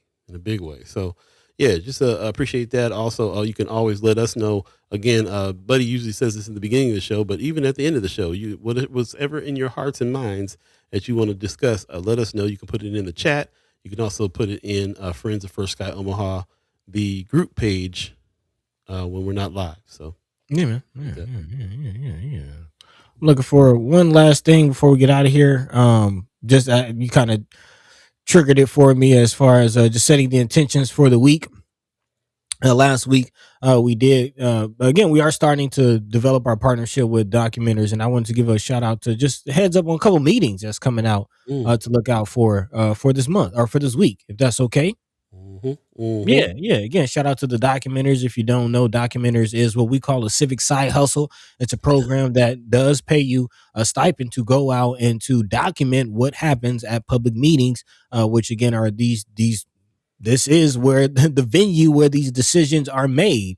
So again, shout out to the land bank. Man, Brother Gary Clark, they're definitely getting down. Remember, there's some grants, some things going on, some movement happening with the land bank. Curious about what that is. Again, there is a meeting coming up on the 13th at the Omaha Land Bank. Definitely check out their website for more information. Also, Douglas County Commission has a meeting coming up on Wednesday the 13th as well. And man, we've been talking about, some things going on with them, trying to figure out, of course, last week, quite surprisingly, the Omaha Police Officers Association calling out Douglas County and what they're doing with this kid jail, which is, that was quite interesting how that played out. But again, a broken clock is right twice a day. Definitely trying to figure out what is Douglas County doing with this kid jail. How are they responding to juvenile justice, especially in light of Don Klein's most recent statements? Yeah, definitely check it out. Again, that's going down on Wednesday. Also coming up, or excuse me, I said the earlier I said the Inland Port Authority. I meant the Land Bank. Excuse me, the Land Bank meeting is on the 13th. Not sure if I mixed those two up, misspoke. But again, the Land Bank meeting is on the 13th, and then also Saddle Creek BID is having a meeting, or recently had a meeting. But as you can see on your screen, the Omaha Documenters, if you want to check out the notes, get a recap of those meetings, you can check it out at documenters.org, or you can go to Flatwater Free Press and get the reports there as well. Shout out to Leah, who again is the director of Documenters, and putting together those reports, doing the good work. Yeah, shout out. We will absolutely be highlighting Documenters a lot more. That partnership is turning into a crucial one for the building and building of the citizen journalist army that we're trying to get together here. And this is kind of the entryway to get in.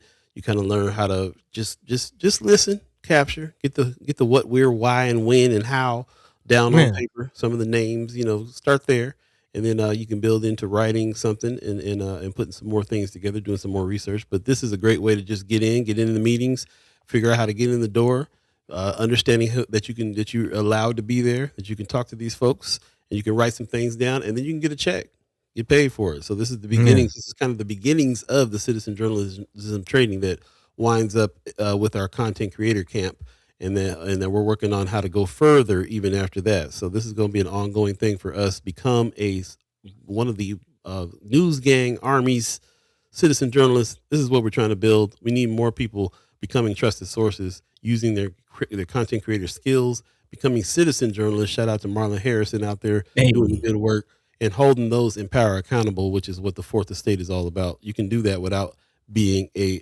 going to school for journalism. Going to debt for journalism. You can do this. You can get this started, and then we highly encourage you to go ahead and do that. Though, go ahead and get that formal training. But you don't have to have formal training in order to exercise your First Amendment rights.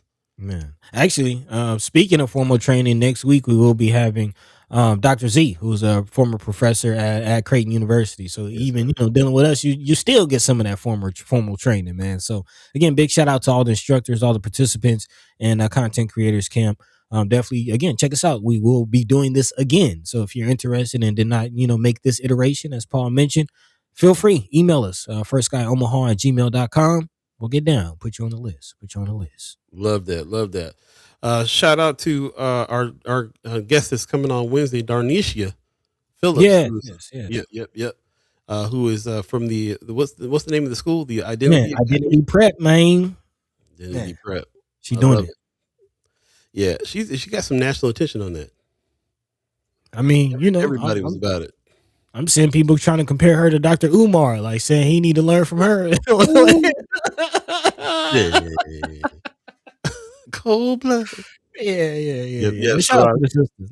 Yeah, shout out to the sister Darnisha Phillips. Will be here on Wednesday. We'll be talking to her about some of those things. We got more to come. Again, like we said, in the next couple of weeks, we got our monthly meetup with the mayor, and we'll be talking to him as well, and some more things here. We're coming to the close, coming down to the last few episodes of the season, y'all. About a month left. Yeah, about a month left. Yeah, June, around mid-June is when we go ahead and take that break. But even during the break, we'll be getting together, living alive with one another. Chad Chimers kickback, a few other things we got planned. We'll get busy with it. But yeah, the conversation does always continue even through the break, especially on Friends of First Sky Omaha, the group page. So we'll continue to do that. We'll also continue to do the newsletter throughout the break as well. The weekly wrap happens every Friday. We drop that at 4:00 on Fridays. So definitely sign up for that. If you haven't signed up for that, we highly encourage you to do that. You can always hit us up at firstguyomaha@gmail.com. Let us know that you want that. Even easier and better yet, here is the link. And this takes you directly to the page to sign up for the newsletter. And we love any feedback from the newsletter as well. You can go to firstguyomaha@gmail.com. Also, there's going to be surveys on this newsletter as well for you to participate in, so we can get even more information about some of the things that you're trying to talk about and solve with the conversation, which is what it's all about. Man. So appreciate you, buddy. Anything standing out to you before we get up? No, man. I think we did all right today, man. Hopefully we created more clarity than confusion. Yeah, appreciate everybody jumping into the chat. Yeah, you saw that post too, RG? You talking about the Dr. Umar 7 days of response. Who said that? Yeah, I don't know who said it, but again, talking about Sister Darnisha Phillips and what she did with the school. Hey, it's again Omaha, man, the center of the universe in a lot of ways, man. So we're gonna continue talking about it, pick things back up on Wednesday. Big shout out to all of you. Again, big shout out and thank you to our sister, Precious McKesson, for taking the time out of her schedule. Obviously, as you see, she got a lot going on. Tomorrow is the day. So yeah, make sure you get down, have your voices heard, and I catch the same time, same place right here on Monday. Or Wednesday and Friday, First Guy Omaha in the morning. Paul B. In the morning. Hey, with that, man, go ahead and take it away. Right on. Pop says, great start to the week. Thank you, and see you all on Wednesday. Appreciate you, Pops. Hey. Yep, we will see you on Wednesday when we speak to Darnisha Phillips. It's going to be a great conversation. Can't wait. Talk about this new school, man. We're all about that. We're all about that for real. Shout out to the Umaha tribe elders for allowing us to be on this land and speak while we're here. Thanks to our elders for allowing us to speak before you, and thanks to you, chat chimers and ghost listeners, for joining us here today and let us be able to have a conversation with you. It's all about conversation. Conversation rules the nation, like Buddy likes to say. This is the season of Follow the Money 4B.